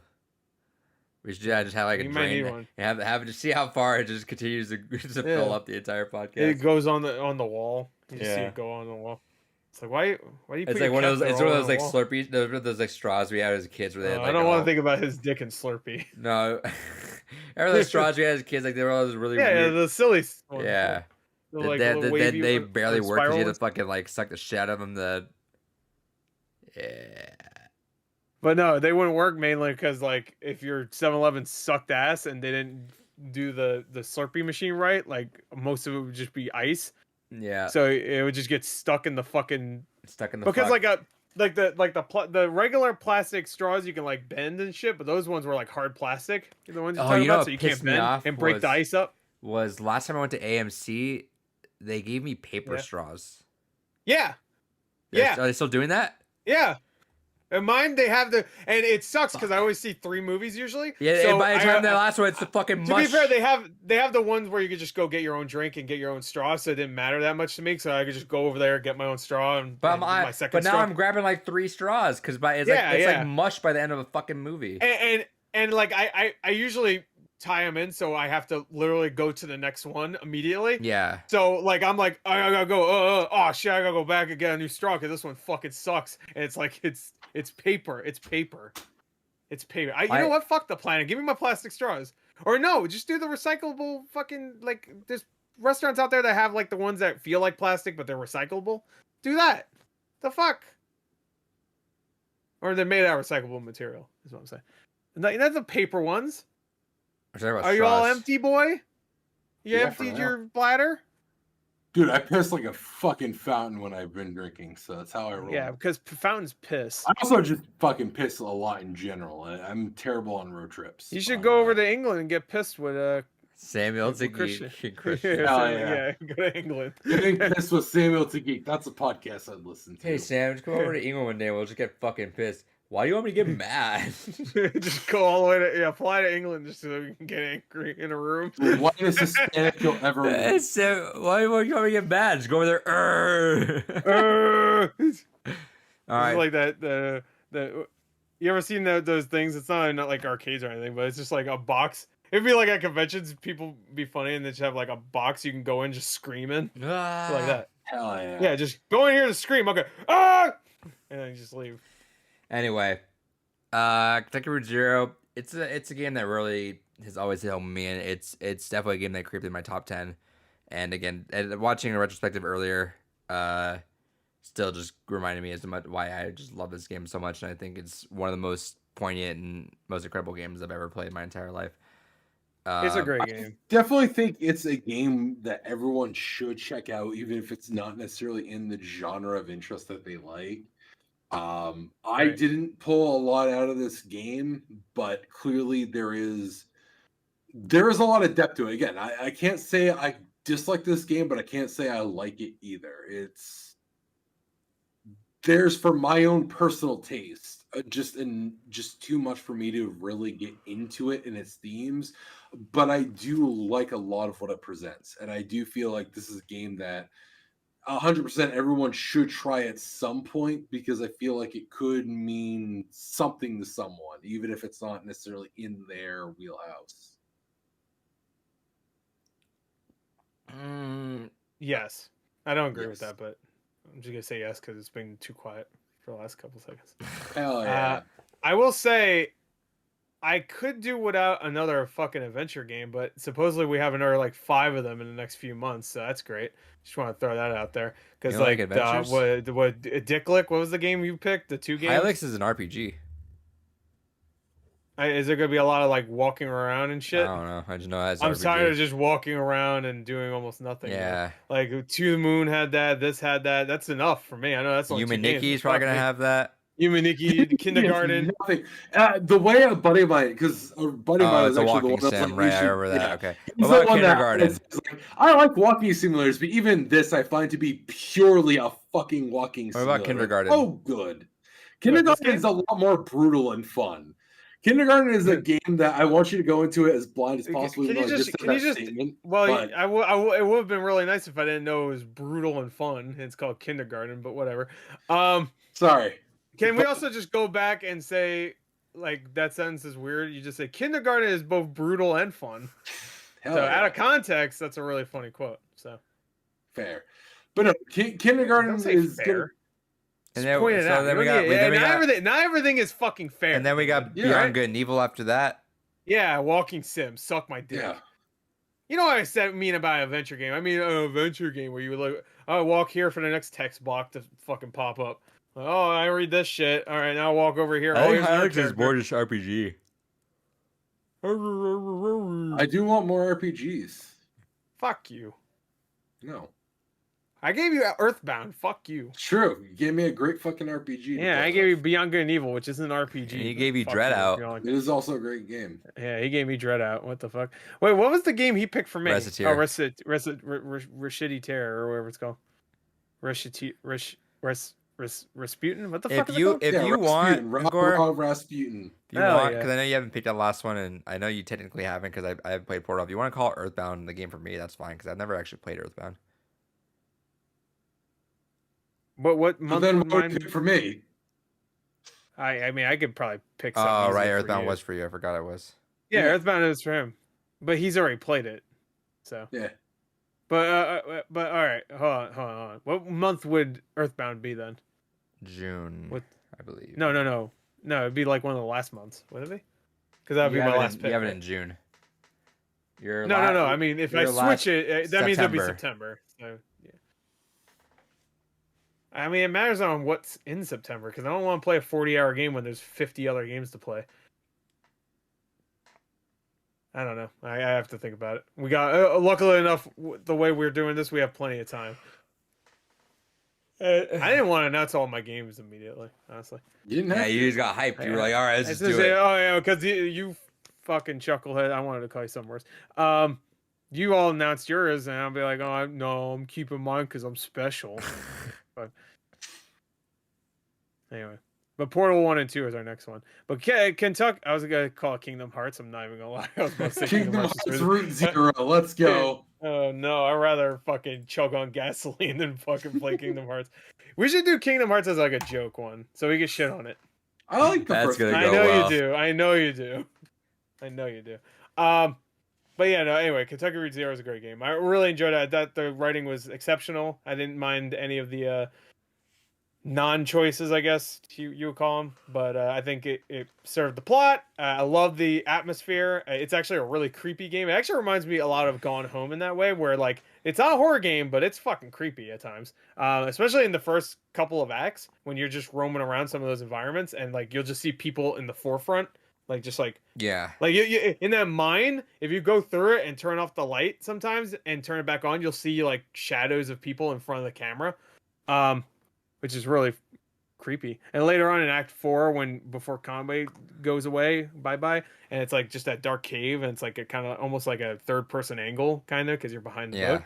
And the bats are flying over. It's good atmosphere. It's a great game to actually play if you want something that's not a horror game, has a purpose, has a plot, and you need something for Halloween. So we'll talk about this again next December. Yeah, obviously. But that'll probably be. I'm hoping you get the interludes in because I think the interludes are. Yeah, I was probably gonna play them. I was probably gonna play them soon. So. Oh yeah, so stay tuned next year. Even though I mean it's long now, so I thought they were short. You said they were long, so I don't know. I mean, at least one of them is like what you get. You get whatever you care to put out of it, which I think is pretty fun though. Like you'll spend time on it. The Dog and Rumpa trilogy comes out tomorrow, which, by the way, more fucking reading. That's great. Oh yeah, a lot of fucking reading. Dog and Rumpa is a little bit different because it's just like the most simplest like dumb shit reading ever. Like this is like that's physical, right? As well as the text, and that one's like, "My name's Monokuma, and you're going to die." So it's like, it's physical, right? He's gonna fuck you in your ass. Yeah. Yeah. And also has a fun little like weeb fan service fucking game in it, so that's great. Where everybody's in bikinis, so you know I'm ready. That's not gonna be a like limited one, right? No, but the collector's edition finally sold out, which I'm happy about because I bought it fucking months ago. I'm like, I know this is gonna sell out, and well, you're probably not happy about that, but I'm happy about it because I was like, this is gonna sell out. I fucking waited until they posted that up. I bought it and it didn't sell out until like a week ago. I'm like, why'd I fucking wait? I camped out. I wouldn't get it. I mean, I love the Dog and Rumpa game, so yeah, well, I haven't played the third one yet. So. I'm just trying to condense how much I'm trying to spend lately. But... They're so good. Hey, if you don't like those, I don't know what the fuck's wrong with you, dude. Honestly, I mean, I bought the 3-pack because that doesn't mean I didn't play them. No, I have 2 of them, but I still haven't played them. Yeah. So what the fuck? I'm saying if you don't like them, then you're weird, and you combat that with I bought them. Yeah, no shit, you bought them. You buy everything that's weeby. Is it a GameStop exclusive? No, it's not. I'm looking on Amazon. I don't see it. Yeah, because it's sold out. I think the standard got sold out too. Are you spelling it right? Yeah, because everything else popped Dog and Ronpa, not Rompa. I've seen people call it ROMPA. I've seen actual sites post Rompa with M. Yeah, because I only see it on GameStop. Everything else I don't see it on. It's on. I ordered it on Amazon. It shipped. So, I mean, I'm getting it tomorrow. Mine still is not shipped, which is frustrating. Are you sure? Dog and Rumpa? Are you spelling it right? Yeah. Are you sure? Okay. Let me go. I mean, I bought it from Amazon, and it's getting here tomorrow. So, Decadence. Maybe put that. Yeah, I'm doing that right now. So let's see. Maybe. I don't know why it would confuse that. Yeah, there you go. It's literally called Dog and Rumpa. I don't know. Yeah, it's weird. Yeah, it's There's sold not out. many other things. Like I would understand if fuck? the game was called Jeff or something. I'm like, oh, there's probably a lot of things called Jeff. But I don't think a lot of things called Dog and Rumpa. I'm just gonna take a guess. Oops. I ordered the collector's edition as well. Oh, there you go. All right, cool. I guess. Why oops? That's good. I don't have that sold money. Out. It's sold out. Well, now you don't. Now I don't. You have the game. Now you don't. You have the game. Yeah, so I look at it. At a markup, call it a day.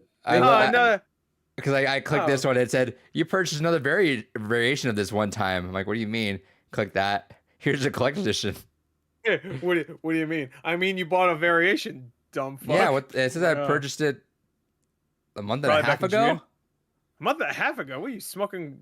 Weed or cigarettes? I don't fucking remember that. You smoking cigarette? You smoking pot cigarettes? Anyway, thanks guys for playing that game though. That game, like I said, that game has been a game that I've just wanted to talk about for a long time. It means That's so all much right. to me. I'm glad you got a game in that really means a lot to you. I got to pick up a bunch of games that means a lot to me, like BioShock and 999. And we didn't really talk about either of those two games. But I'm glad we actually got to be fair, suck my dick, duck my dick. I'm not done. No, that's what I'm about to say. To be fair, I also should have shut up more during the recap, so you guys could have actually talked about the 999. Like you and I talked about BioShock as much as we could, but like I that's why I tried to shut up a little bit more during this one because I want you guys to actually talk about where you guys actually enjoyed it. But I am gonna say if Beyond Good and Evil, we do the same shit. I'm gonna go. I'm gonna do a bad thing. Gorge gonna finally do a bad thing. And it will be to somebody in this call. I should have showed Jade's ass so much. That ass. Shake that ass. Watch yourself. Ruins the message of the game. Show me who you're working with. Well, there's not really much of a... I mean, there's a message in Beyond Good and Evil, but it's just like a good adventure. The message is one day the sequel will come out. Do be a good game. To be fair, the way Beyond Good and Evil 1 ends isn't really like, oh shit, that sequel. Do you wish they just never announced it? I mean, there is, but it's not like whatever. What? You wish they just never announced it ever? I wish they never ever announced it. Like I'm talking about the first time they announced it too. When they had actually had when they showed Jade and Paige, and they showed the gameplay of Jade running through like an abandoned building. I'm like, oh shit, this is the real shit. This is and the then real that was gone, shit. And then How old were you? Yeah. When did that get announced? However, 2007, 2008. It was like 2006, 2007. Man, no, it was probably like 2009. Actually, I think it was a little bit later than that. Because I thought I looked it up. It was actually way more recent than I thought. Old teenager you is like, oh shit, this is the real shit. Oh shit, this is the real shit. I can't wait to play this. I almost want to say I vaguely remember making a video about it, but never posting it. I almost want to say I did. Posted like I just now. like a thought. Like no, just like a thought. I don't have it anymore. You imagine you posted that. And I don't even know if this video exists. I remember talking about it in a microphone. I don't know why I remember that. It would be so funny. Maybe I talked about it and I did a review for Beyond Good and Evil HD. I think. God, I think I did. I would love it. You see on your subscription, just a video. It's like 14 years old from you. Yeah. All right. That's just a good point. What are you guys playing Beyond Good and Evil on? I'm playing Xbox. HD. I'm playing Xbox. Yeah. It's backwards compatible. Yes. He's playing the GameCube version, I assume, or Xbox. Yeah, GameCube. Yeah. That's fine. I mean, it looks better, and it's a really good HD remaster. So I recommend it. I have the GameCube version, but I want some Chivos. Yeah, but it's also like I get like, oh, I want to play it in its purest form, but the HD one is like those graphics translate really well to HD. So I think you should just play it. It's not like Grand Theft Auto where that shit does not translate well when you turn it into something it's not. But fair. I am so fucking hopeful that someone's gonna remake Beyond Good and Evil 1. Like, I want that so bad at this point. Yeah, Prince of Persia I don't know why. I've been thinking about it the last, like, couple years. Like, if we never get Beyond Good and Evil 2, at least announce a remake. Like, don't do a Prince of Persia with that shit where it looks terrible. And then cancel for 2 years and say one day it'll come out. Yeah. Hey, at least you Prince of Persia fans have something in common now. Yeah. I'm both of those. What the fuck? I'm a Prince of Persia fan. Next you're gonna say Splinter Cell.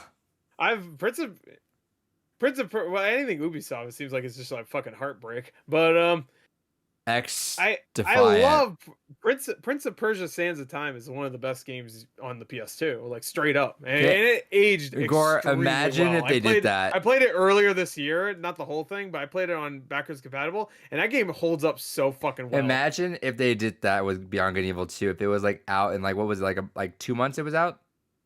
How close was Prince of Persia until it was released? Oh, Prince of Persia was supposed to come out like, I want to say 3 months. No. It was like, no. It was supposed to be like 4 or 5 months, I think. Imagine they said, all right, it's there 4 or 5 months, and then they delayed it. Yeah, then it gets all right, we'll get delayed. Well, if it looks shitty, then I wouldn't be that upset if it gets delayed. I will be upset if it just immediately disappears or something. Yeah, it disappears. Like the Prince of Persia remake. Well, at first it got delayed to a different date, and then it disappeared.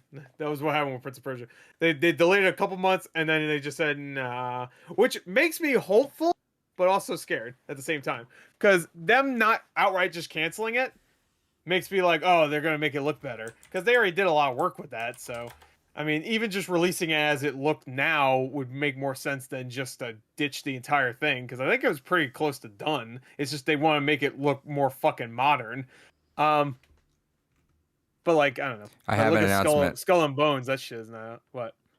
I found our next Games Gone By co-op game. don't have Prince any of of those. Prince of We're done doing Persia's... those. Power Wash Simulator is now online co-op for 6 people. Ooh, okay. Oh shit! Gore's I'm getting gonna up to go over here get for it. No reason. I'm gonna go over here. Oh yeah, I forgot. I also bought this. Be jealous. Hell yeah. Are you rocking that code in game now? No, I haven't redeemed it yet. I mean, it's The just absolute red. mad lad. I mean, it's just, literally it's just red. I mean, I don't. What happened to that Ooh, wow. project abandoned? It got fucking abandoned. I'm gonna give you a hint. Game Awards next week. Death threats won't be there. Next week. You did see what they said about that, right? They Yeah, got death threats they said and stop. shit. Yeah. Maybe. That was maybe the last thing they mentioned. Yep. Yeah, no, I don't support death threats, but also like stop leading people on, please. I do support death though. Shout outs to death. Hell yeah. All right. One day we'll get Death on the podcast. Thanks for listening to Hey, Games Gone what's By. up, guys? This is a big skill. What's up, guys? I'm Death. Hey, If you man. want to see Death, go. Hey, I'm Kevin Smith, man. I don't know why I talk like Go Kevin at Smith. Gore the Movie God. Death. Watch my new He-Man show where I turn He-Man into a little baby, and then everybody else is stronger. I'm a grown man.